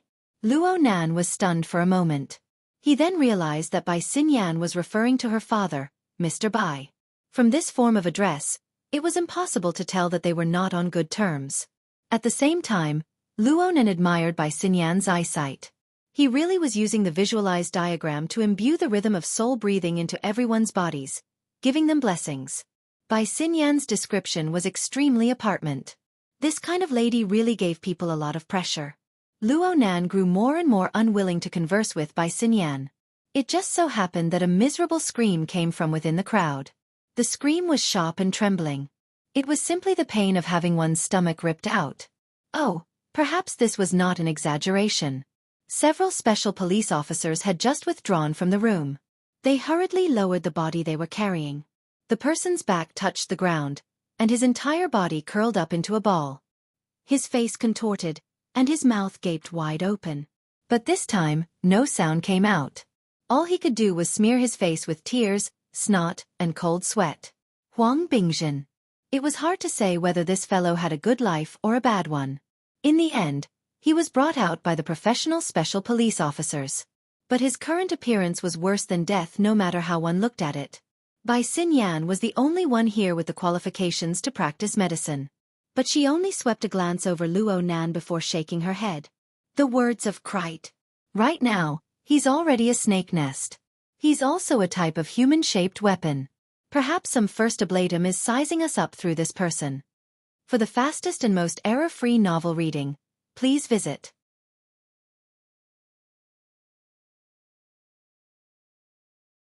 They're all extraordinary people. His mouth moved slightly as he evaluated. The lady in the trench coat had good eyesight and knowledge, and the depth of her abilities was hard to fathom. The psychic waves projected by the snake nest were actually unfathomable. She was at least a B-rank combatant. As for that young man, before he could finish his thought, the scene displayed by the snake nest's psychic wave scan suddenly became blurry and distorted. Then it completely collapsed. It was obvious that the snake nest he had just built had been destroyed. And Wang was slightly startled. Following which, his shriveled lips slightly parted, revealing a gap that was like a black hole. It could be considered a smile. Interfering with the operation of the words of Krite, not yielding an inch. Your soul power is impressive, and your spirit is full of vigor. Very good, very good. Just as Wang was looking at the scenery and judging the people, there was a black-robed man standing on the landing pad in the middle of the two roofs that were a few hundred meters away from the building he was on. These two were also wearing the attire of first ablatums, but they did not dare to leave their positions to view the scenery like Wang. Instead, they were very solemnly arranging the people around them. Whether it was drawing on the spot or transporting equipment, they were all carefully arranged and compared. They could not afford to make the slightest mistake. However, as the arrangements gradually became more and more appropriate, the two first ablatums found it increasingly difficult to calm down. As experienced first ablatums of the order, they were both well versed in the relevant knowledge and knew child inside out. Of course, they could determine the odds of success in the upcoming conflict. The two of them communicated through the air for a moment. Finally, they could not help but ask Wang for instructions in unison. They walked on the mental plane that his subordinates could not perceive. The one in charge of communication was first ablatum Zhang Xiao, whose position was just below Wang's. And Wang, setting up the formation this way is fast, but it's ultimately a stopgap measure. It's too hasty, and it's hard to see full effect. According to our current estimates, the chances of us three first ablatums killing child, even with the coordination of the formation diagram, do not exceed 30%. This is too risky. Should we reconsider? And Wang did not immediately respond. He extended his two hands. His muscles and bones were exposed, and they were speckled with spots. They were filled with the smell of age and decay. They were even trembling slightly. His thumb and index finger, which could no longer be extended, separated and pressed against each other. They formed a triangle, attempting to encompass all of Frost River reality. Why kill child? Ha! Why kill child? And Wang asked again, "Haven't you had any doubts from the start of the operation until now? Or could it be that Child has ruined so many of your plans in Xia City over the years that you view him as an enemy? Is it only right and proper for you to take any action against him?" The two first oblatums were somewhat dumbfounded. "You were the one who proposed to kill Child, right? Now you're blaming us for not questioning, not speaking, and for seeking personal gain?" Fortunately, Zhang Xiao had worked together with An Wang for many years. He knew An Wang's temperament, so he went along with An Wang's tone and said, "An Wang, we actually have our concerns. After all, Child is an important figure on that side. He is the backbone of the most promising extraordinary. If things go wrong, the secular side and the truth side will completely shed all pretense of cordiality. This is something we do not wish to see. The two ends of the scale should maintain their distance. They should not interfere with each other and point fingers at each other." And Wang adjusted the angle of his finger bit by bit, but he directly determined Child's nature. Therefore, Child is not of the truth side. He is just an extremist, a paranoid, and an executioner. There should not be a place for him in the order. Zhang Zhao's heartstrings trembled. "So you want to eliminate him?" This way, according to An Wang, dealing with Child was not just a request from their side. Instead, it had to be done in a more complex and callous context. "But if this is the case, we should have a better opportunity. We should have a more leisurely plan," An Wang responded calmly. "In terms of probability, any plan against a powerful person like Child has no more than a 50% chance of success. Other than meticulous planning, there is more of luck involved. Today's luck is good. The terrain, information, energy, and even an excuse are all in place. Why not give it a try?" "Give it a try?" Zhang Xiao smiled bitterly. "I'm afraid we can't bear the consequences if we don't succeed. If they did not kill the tiger, there would be endless trouble in the future. If they really angered Child, it would lead to crazy revenge. The secular first oblatums would probably have to sleep with their eyes open. Just the thought of it made them go crazy. What consequences can there be?" And Wang coughed twice and turned around. He slowly walked toward the area where the array had been set up. "The gate of truth is about to open. Even if that paranoid person is alive, can he be distracted? Stuck. Only one chapter today. Sorry." For the fastest and error-free novel reading, please visit Chapter 214. Zhang Xiao was speechless for a moment. Only when An Wang was in position and the array diagrams on the 3 floors began to adjust and operate did Zhang Xiao come to his senses. "Are you joking, An Wang?" Currently, there was news circulating within the order that the Gate of Truth was about to open. It was said that one could see the true form of the holy relic, the scales of truth, through this mystical gate. They could unlock the highest authority and obtain supreme wisdom. As the first oblatum in charge of local missionary matters, Zhang Xiao knew very well that this was the product of some priests using the recent earthquake in Xia City as a guide to spread their religion. They borrowed a few words from the scriptures of the church and used them as inspiration. They fabricated this rumor, claiming that the location of the Gate of Truth was near Xia City. The earthquakes that had occurred for many days were the result of the holy relic constantly approaching the material world, causing interference. Every year, the priests of the secular side of the Order of Justice would come up with similar rumors to attract believers and expand the influence of the order. Zhang Xiao had long since grown accustomed to this sight. It just so happened that the Order of Justice had seized the lead in analyzing and utilizing the human-faced arachnid. They had made considerable progress in their research and were about to launch a new product of faith. Zhang Xiao wanted to ride on the momentum and did not place any restrictions on these rumors. How could An Wang believe such a groundless rumor? How could he tie up Fairchild's hands and feet? The old man's brain is muddled. Another first oblatum, An Qingli, sent a message through a private channel. Zhang Xiao did not go along with this. Although An Qingli's words were rude, he was An Wang's grandnephew.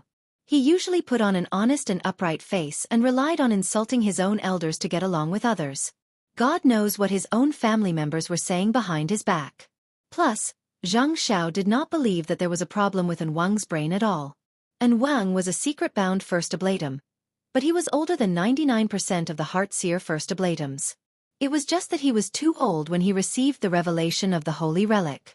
His fleshly body could not bear it, limiting his accomplishments. Even so, the various priests, first seats, and even the Lord Archiblatum had to address him as An Wang. Over time, they even forgot his real name. An Wang had never disgraced this respectful title. Perhaps this old man, who was over 100 years old, had an unbearably decrepit body, but his understanding of the situation and his thoughts were clear and deep. He far surpassed these clear-sworn first oblatums.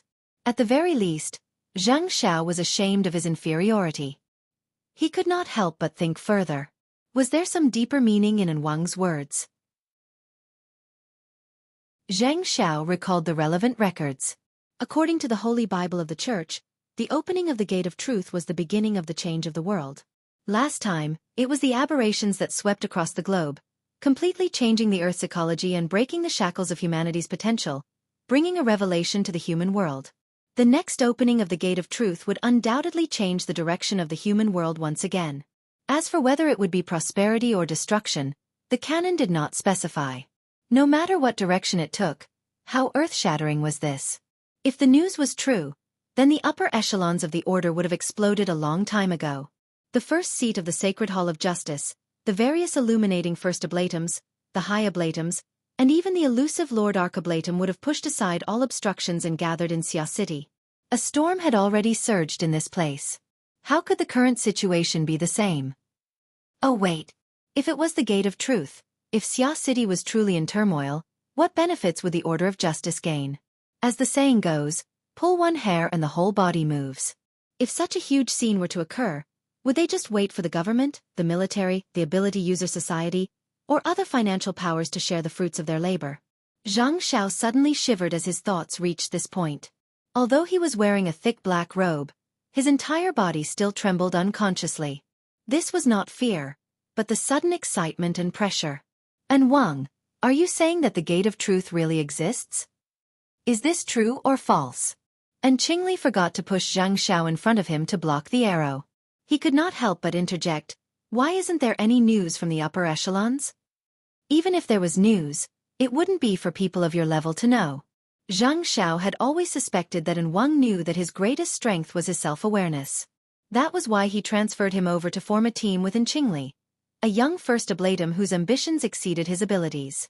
However, even though Qingli had 1,000 faults, his brain was not stupid. He immediately fired off a barrage of questions. An Wang, did the Lord Archiblatum have a sacred decree? If the Gate of Truth is truly about to open, do we have a grasp on the time and place? Could today's matter be just a reason?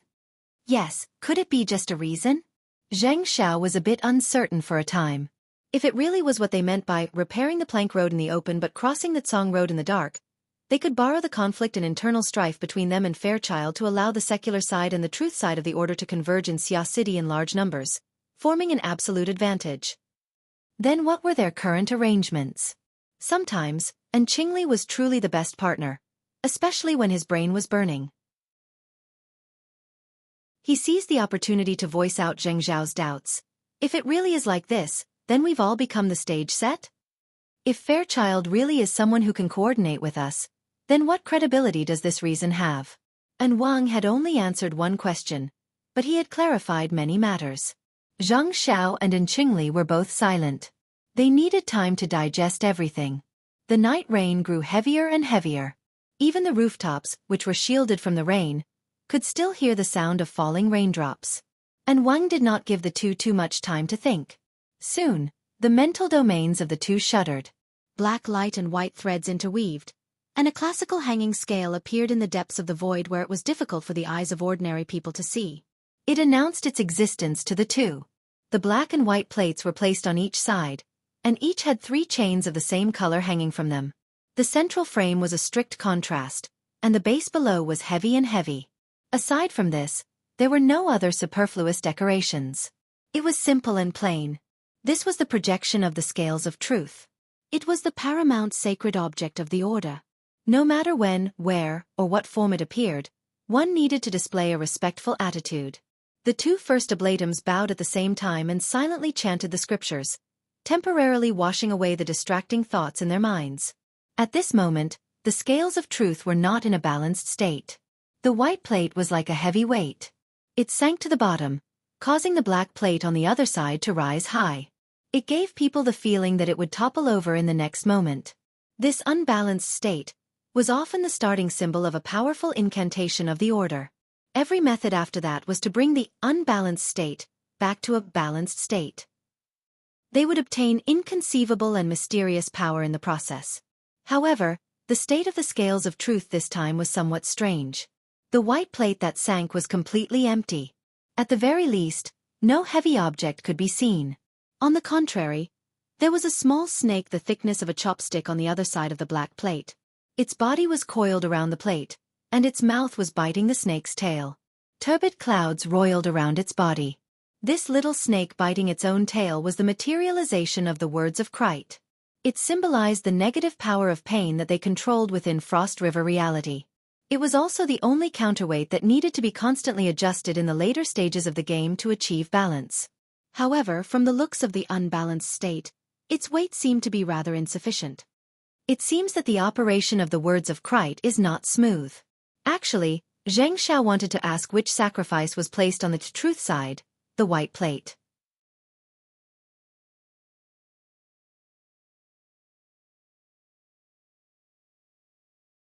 The activated magic array was gradually gaining control over the surrounding area. The most direct change was the range of detection. None of the three first oblatums specialized in mental senses. They were separated by a kilometer in a straight line. If they wanted to understand the current situation of Frost River reality, they would need to use the words of Krite to form a snake nest or use a humanoid weapon like Baze as a fulcrum. But now, within the evolution field that the three of them shared, the information gathered by Frost River reality, no matter how numerous and complex it was and how thousands of strands it was sorted out and gathered within this triangular structure.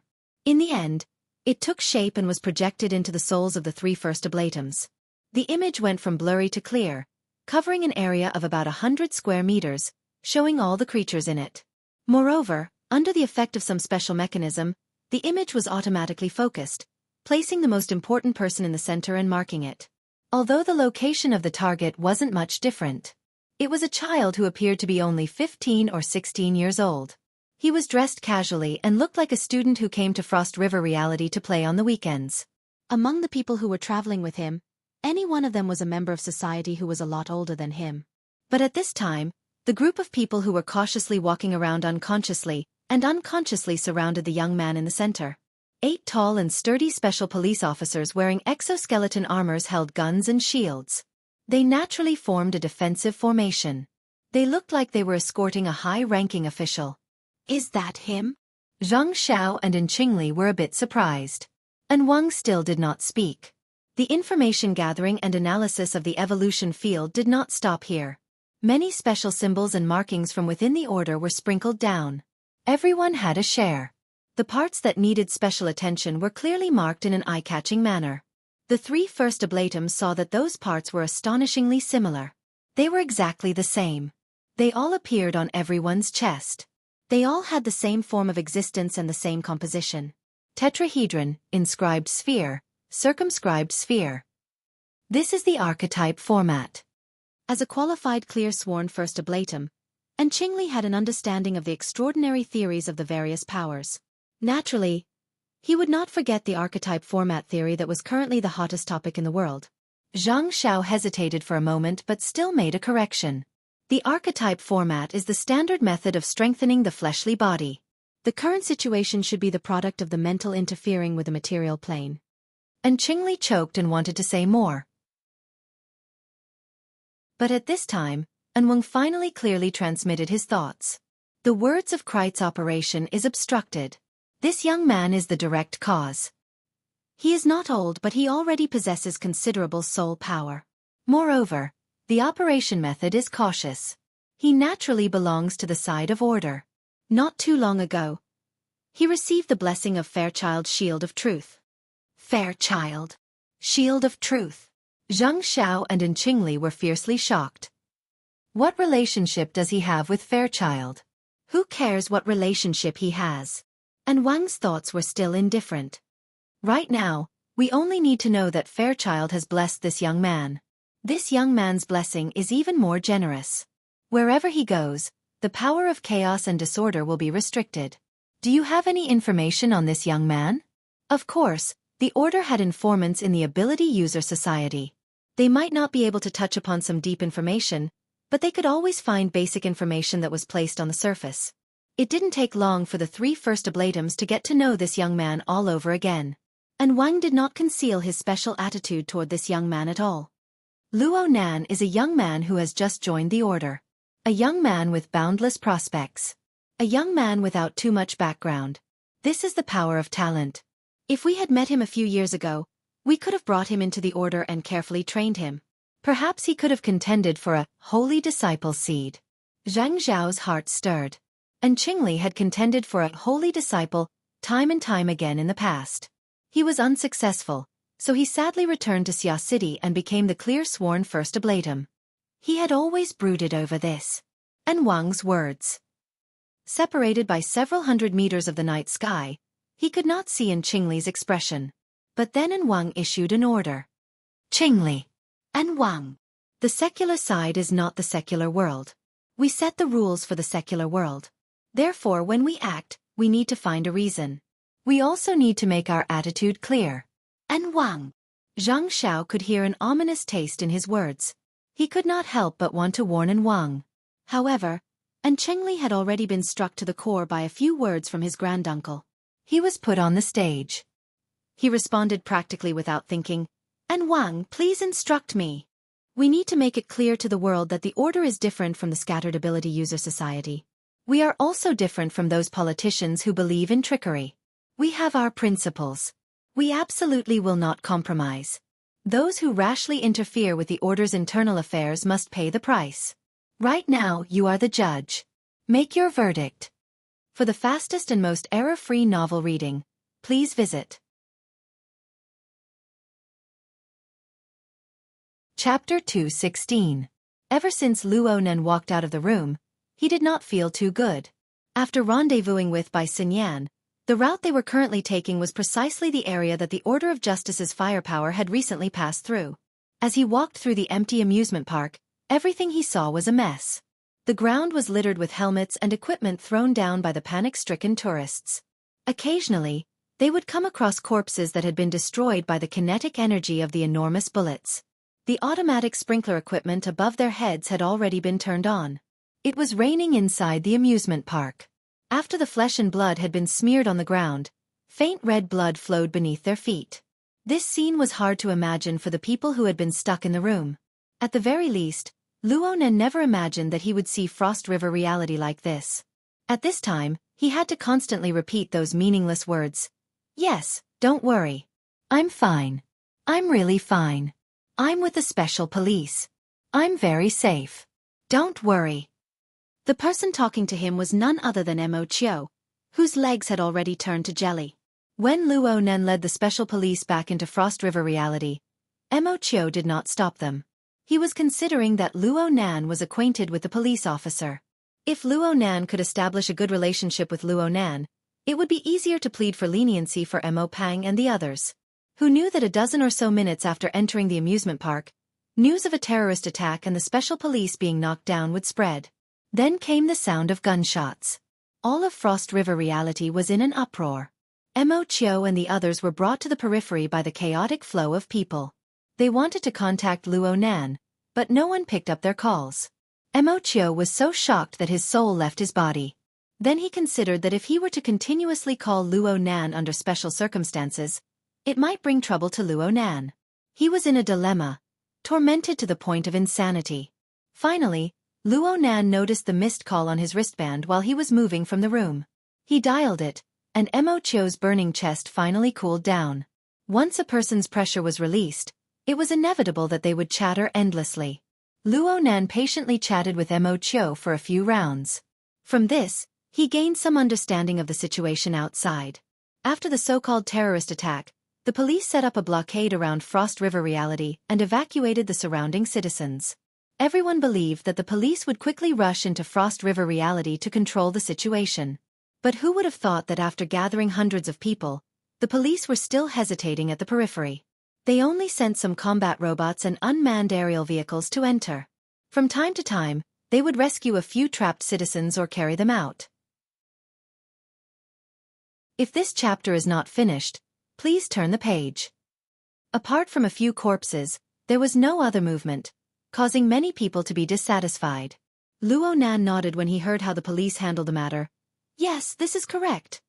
Frost River reality was currently enveloped by the power of the Order of Justice's words of Krite.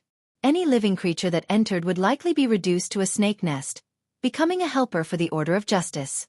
The police had obviously been instructed to do so. Mo Chio didn't understand. Nanster? Luo Nan had no way of explaining these things to Mo Chio. He just said, Mo Pang and the others have already been taken to the police station, right? That way they'll be safer. Third brother, Yu, senior sister Xiaolin, senior sister Tian, and the others should quickly retreat. The further the better. I just heard from an insider that this group of terrorists might be carrying weapons of mass destruction. Ah! Don't speak carelessly like this. Xue Weiluan heard Luo Nan spouting nonsense and hurriedly stopped him. Luo Nan made an apologetic gesture to Xue Weiluan and continued to explain to Mo Chio, I'm following the special forces. I might evacuate in another direction. You guys don't need to worry about me. Just go as far as you can. Also, don't tell your family about this for now. Do you think that's possible? Mo Chio laughed bitterly in the end. Right now the cameras of the entire world are pointed at you guys. Luo Nan ended the call with Mo Chio. He could not help but imagine the rescue and corpses that Mo Chio spoke of. An indescribable feeling of discomfort assaulted him once more. He could not help but let out another sigh. Xue Weiluan saw that Luo Nan had ended the call and walked over to remind him a second time.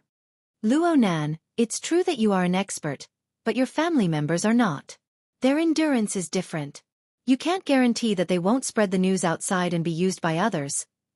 Luo Nan just wanted Mo Chio to take this seriously and quickly retreat. Comparing the words of Krite to a weapon of mass destruction was not too out of line. However, Xue Weiluan was an elder. Luo Nan obediently complied when he said this. Xue Weiluan had only said this out of professional habit. Actually, he had seen Luo Nan display the miraculous protective diagram technique and associated it with this young man's identity as an expert. It was inevitable that he would have some misgivings. Xue Weiluan saw that Luo Nan was still able to maintain the respectful attitude of a junior. His cultivation was extraordinary. Xue Weiluan's inherent impression of Luo Nan as a drug addict was immediately diluted. This chapter is not finished. Please turn the page. Many people had a favorable impression of Luo Nan. Xue Weiluan did not want to leave behind any sort of stereotypical impression for his son's good friend. He just so happened to have some unresolved doubts, so he resolved them all at once. He reached out with his hand and drew 2 strokes on the half-covered, incorporeal diagram on his chest. Visible light waves rippled in the air. The diagram slightly warped and deformed before returning to normal. This diagram can defend against mental attacks, right? How long can it last? What's it called again? Format pyramid. Just call it that, uncle. Luo Nan laughed. It's a bit of an exaggeration to say that it can defend against mental attacks. It can only be said that it can avoid interference on the mental plane. If we encounter a direct attack, there will be a buffer to allow us time to react. Luo Nan looked at the chests of the group of people around him as he spoke. They were all supported by his format pyramid. Luo Nan felt a bit more at ease in his heart. His voice became a lot clearer. As for how long it can last, as long as I stand here, there won't be any problems. Student Luo Nan, are you sure that you are fine? Someone spoke before Luo Nan's words fell to the ground.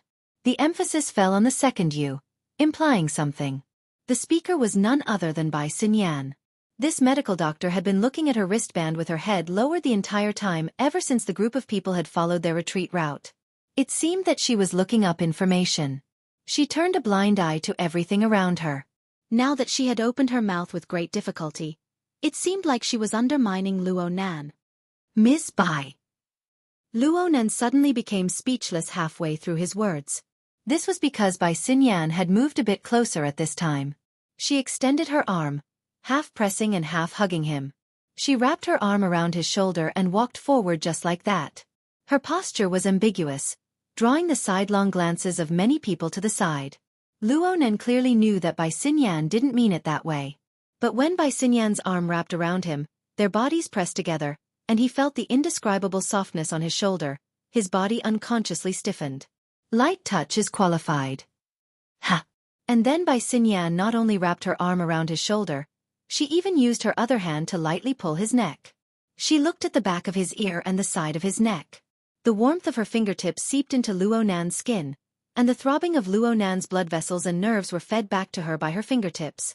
There's only one update today. The next update is tomorrow morning at around 8 o'clock. Last month, I lost my moral standing.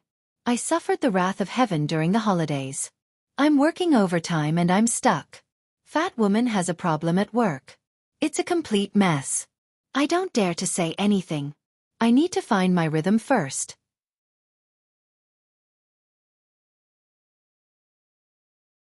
Chapter 217. Hey, are you going to take another bite next? Zhang Yingying couldn't help but shout. Bai Xinyan and Luo Nan were doing shady deals through Cat Eye's shared perspective. The members of the society in the encrypted channel could all see it clearly. In the end, Luo Nan was thin-skinned. He instinctively wanted to struggle when he heard this, but Bai Xinyan's finger on his neck suddenly felt warm and then cold. The speed of the change was so fast that Luo Nan might not have been able to tell if it wasn't for his training in the Frost River waterway and his sensitivity to heat and cold sensors. It was because he was able to tell clearly that the two completely opposite stimuli made him shiver uncontrollably. At this moment, the other hand that landed on his shoulder blade also began to exert force. It was fine at first. It was just a simple pressure. But later, even with the support of the Shield of Truth, Luo Nan felt his muscles, bones, and skin move under Bai Xinyan's fingertips. The pain assaulted him, and he couldn't help but frown. Ms. Bai. Hey! Luo Nan nearly jumped up in the next moment because Bai Xinyan's finger, which had been on his neck, suddenly slid down along his collar to touch his chest. Wow! A wave of exclamations filled the encrypted channel. The vigilant special police officers couldn't help but look over. Even though Bai Xinyan was a great beauty who could make one's heart beat faster, Luo Nan couldn't stand this routine. His right shoulder was pressed down, and his arm was powerless. He could only raise his left hand and firmly press down on Bai Xinyan's slender hand that had slid down to his chest through his clothes. But when he raised his arm and bent his elbow, the tip of his elbow collided with Bai Xinyan's body behind him. It seemed to have collided in the wrong place. Luo Nan's body froze again. And at this time, Bai Xinyan's laughing voice rang in his ear. Pressure, pain, and temperature are all fine. Nothing abnormal can be seen in your body. Your movements were automatic, and your sense of balance was very accurate. Not bad. As she spoke, Bai Xinyan pulled away from him as if nothing had happened. It was as if nothing had happened. Only now did Luo Nan realize that Bai Xinyan was doing a functional test on him. But what did she mean by doing this all of a sudden? I just looked up some information. Targets that receive the support of the Shield of Truth will have a substantial increase in defensive power. But if they endure it for a long time, they will often have problems afterward. This chapter is not complete. Please continue. Dislocation of muscles and bones, nerve damage, and other symptoms. Research believes that the power of the Shield of Truth, while supporting the structure of the human body, also creates distortions. Or perhaps, it numbs the senses of the person receiving the blessing, making it impossible for them to accurately grasp the limits of the body. But from what I can see so far, student Luo Nan, you haven't shown any of these symptoms. Is Child's iron fist of love more exquisite? The encrypted channel was filled with sounds of sudden realization, but how many of them could really listen to this explanation? Luo Nan recovered from his awkwardness, but he could not help but admire Bai Xinyan's judgment. It seemed to match the reality of the situation completely. The only thing she had overlooked was the effect Luo Nan himself had played in this blessing. Back when Fairchild punched Luo Nan, he injected the power of the mental and the material into Luo Nan's body, covering his entire body. This blessing was exquisite to the point of being inconceivable. It seemed to seep into every cell of Luo Nan's body. Under the infiltration of this heavy power, the millions and millions of basic units within Luo Nan's body were strengthened layer by layer. They were also slightly distorted and dislocated. It was the same as taking some of the powerful basic structures of the Shield of Truth and reflecting them into Luo Nan's body. This caused the endurance of Luo Nan's fleshly body to increase dramatically. Bai Xinyan's judgment up to this step was correct. It could be assumed that a normal target receiving the blessing would not be able to receive this preferential treatment on the cellular level. However, the reason why Fairchild's strength exertion was so exquisite and only strengthened on the basic level was to give Luo Nan room for further control. Any other person would be stupefied for a period of time when faced with the exquisite structure of the Shield of Truth. It was already quite good for Luo Nan to follow the rules and regulations. However, Luo Nan had just received Fairchild's demonstration not too long ago. He was not clear on the particularly subtle details, but he could not be clearer on the basic concepts. Therefore, when Luo Nan unleashed his soul strength, he very naturally and very boldly utilized these basic structures. He used his soul configuration as a reference and combined it with the My Heart's a Prison format formed from 5 years of taking medicine and visualizing. He underwent a second transformation, constructing a configuration outline that was more suitable for him. Luo Nan was still making fine adjustments to this configuration outline up until now, in order to seek a more harmonious and consistent state. Naturally, such precise operations would not cause the state shown in by Xinyan's data to appear. Only. This chapter is not finished. Please turn the page. Unfortunately, this sort of adjustment was temporary. It was a temporary transformation under the blessing of the Shield of Truth. Once the effect wore off, it would return to its original state. This point was similar to what Bai Xinyan had said. Luo Nan already understood Bai Xinyan's intentions, but her method still made Luo Nan brood over it. The heat on his face had yet to completely fade. He spoke a bit louder in order to conceal it. I just said that there's no problem. I was the one who asked White Salt to confirm it. Mr. Luo, don't blame her. He Yuan was the one who responded. Moreover, it was not in the encrypted channel. It was a direct sound wave transmission. Luo Nan was a bit stunned. He raised his head to look forward and saw He Yuan, still dressed in her professional attire. She stood within the hazy mist that sprinkled down from the ceiling. She bowed slightly to him. Her body was still dry and cool under the cover of the mist. It was as if there was an incorporeal power isolating her from external contamination. However, when her gaze pierced through the mist and arrived at his side, Luo Nan clearly felt a thin layer of haze hidden within her originally clear and bright pupils. It was hard for Luo Nan to be angry at this female secretary, who had always given him selfless assistance. He shook his head, but He Yuan spoke before he could say anything. My next mission will be a bit more troublesome. If Mr. Luo can temporarily possess a stronger endurance after receiving the blessing of the Shield of Truth, he will be able to fully display his abilities. This will reduce the difficulty of the mission by quite a bit. Luo Nan's eyes lit up. He was just about to ask when Zhang Yingying was even more excited than him in the encrypted channel. Oh! Are you going to start scribbling? Wait a bit. I'll be right there. Hey, it looks like you didn't bring that black book. Do you want me to find a pen and paper, a flexible screen, or something? There's a supermarket right next to me. Leicester, go. See if there are any high-end brands. Take 2. Xue Lei, who was traveling with her, was certainly embarrassed. It was quite a while before he faintly replied, Are you really going to take them? Luo Nan was also baffled. Zhang Yingying had an even more excited appearance than him. What the hell was going on? However, He Yuan rejected Zhang Yingying's conjecture. No. What I need right now is Mr. Luo's all-encompassing perception and long-range strike abilities.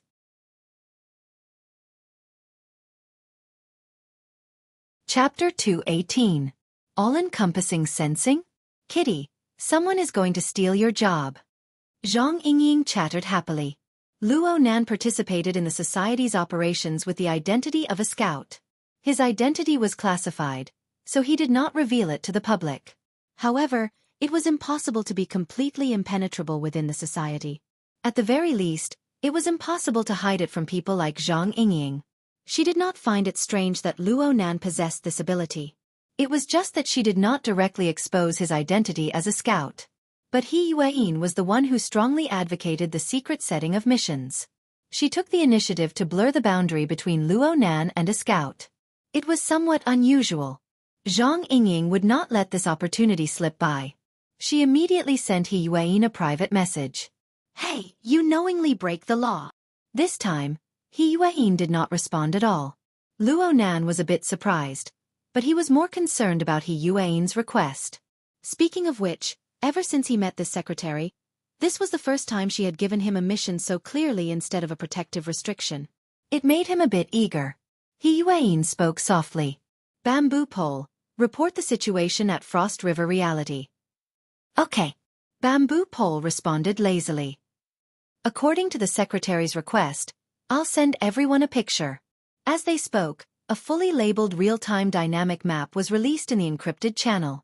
It was a remodeled map of Frost River Reality's elevation structure. It was translucent and very clear. The secretary, Ying, and student Xue Lei have already cleaned up Frost River Reality.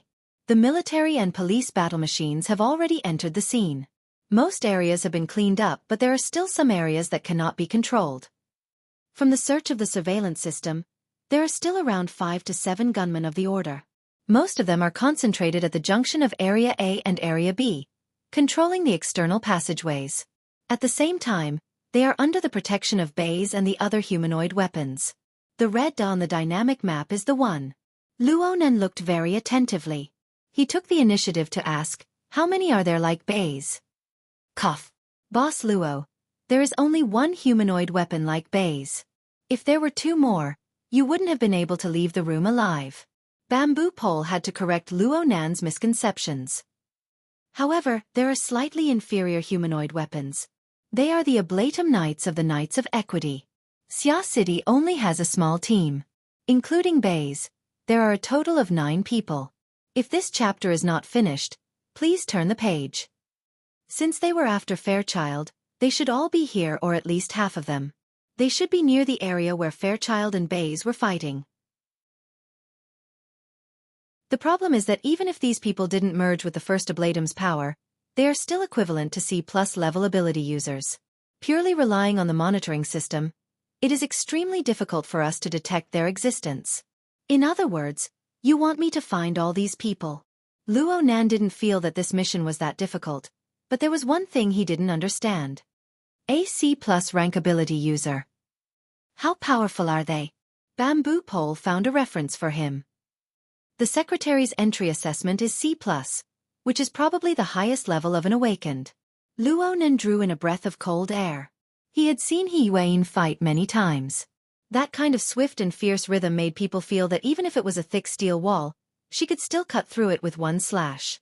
With Yuan's strength, there were 8 or 9 of them at once. Of course, the highest level of the association's assessment can only be C+.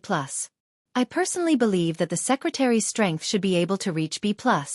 Speaking of which, Boss Luo, your entry evaluation is only E+, which is a serious underestimation. Thanks. Luonan expressed his thanks to Bamboo pole, but he still couldn't figure out how to calculate the strength of a C+ rank. Perhaps the only people who were more confused than him were Xue Weiluan and a few other special police officers outside the circle. Bamboo pole simply switched to another reference. Then let's take Ying for example. Her strength is only at C, but her white rainbow has an attack power that can reach the C+ level. Zhang Ying's image flashed in Luonan's mind, and he let out a breath. That's good. You with the surname Luo, why don't you stick your dog head out and try? Zhang Ying's furious voice came from far away. Her snow-white long legs swayed, stomping on the water as she came over. Her imposing manner was oppressive, causing the special police officers on guard to move out of the way one after another, making a path for her. Luonan went, ah. Only then did he realize that his mouth had been a bit too fast. Though his impression of Zhang Ying had always been complicated, she had given him a secret warning tonight. She had asked for pen and paper, and her attitude was extremely good. Those few words really weren't quite appropriate. Dad, are you all right? Xue Lei, who was following closely behind Zhang Ying, was extremely excited to see his dad. He rushed forward, but in the blink of an eye, an armored fist smashed into his head. This chapter isn't finished. Please turn the page. His body immediately became shorter by half a length. Seeing his friend end up like this, Luonan was really worried that his head would be imitated by Zhang Ying's white rainbow pierces the sun. He hurriedly raised his hand in apology. I'm sorry. Oh, Ying, your white rainbow. Feels a lot sharper. Zhang Ying sneered. It's too late to kiss ass now. Luonan spread his hands, feeling a bit helpless. The heavens took pity on him. He really was speaking the truth. When he looked over just now, he discovered that Zhang Yingying's cloud ribbons, which flowed endlessly on her body, had never been so clear and transparent since he met her. It was as if there really was a stream of flowing water winding around her body, reflecting a cold light. Because of this change, he nearly spilled the beans just now, exposing the fact that he could look directly at the white rainbow. He was able to guess that Zhang Yingying should have made a breakthrough in her abilities in the past week. That was why such an obvious change had appeared. She had just made some progress, but she was denied by a single sentence from him. Anyone would be anxious. Luckily, Xuelei couldn't stand his father's lecture at this time. He came over with a face full of dirt and grime to take refuge, indirectly covering for Luo Nan. He came up and gave Luo Nan a heavy hug. "Nanster, thank you so much. I just heard my dad say that it's all thanks to you being there. Actually, Uncle has always been taking care of me." Luo Nan's attitude was naturally different towards this friend of the same age who got along well with him. He had experienced life and death together. He patted Xuelei's thick shoulders and sighed. "Uncle was right. Leister, you really shouldn't have charged in. How's senior sister Xiaolin?" "She's not from the same world." Xuelei took 2 steps back after the hug, revealing a depressed expression. "These are her exact words." Sigh. Xuelei still wanted to say something, but he turned his head to look at the surrounding environment and the various people. In the end, he could only smile bitterly. No matter how he tried to argue, it all seemed pale and powerless in the face of ironclad proof. At this time, Bamboo Pole coughed a few times in the encrypted channel, asking for attention. "Everyone, the small talk and such is enough. I haven't finished talking about the situation here." Red Fox, who was next to Bamboo Pole, came back to his senses at this time. "Hey, what are you saying all this for? Do you really want to fight the secular side? Go through fire and water with Fairchild? Don't you see that there are plenty of routes to retreat from? Haven't you guys stayed long enough in that damned place?" You're tuning in to the Xiaofan's Wuxia Tales YouTube channel. Don't forget to subscribe and join us on this journey to catch the most captivating stories.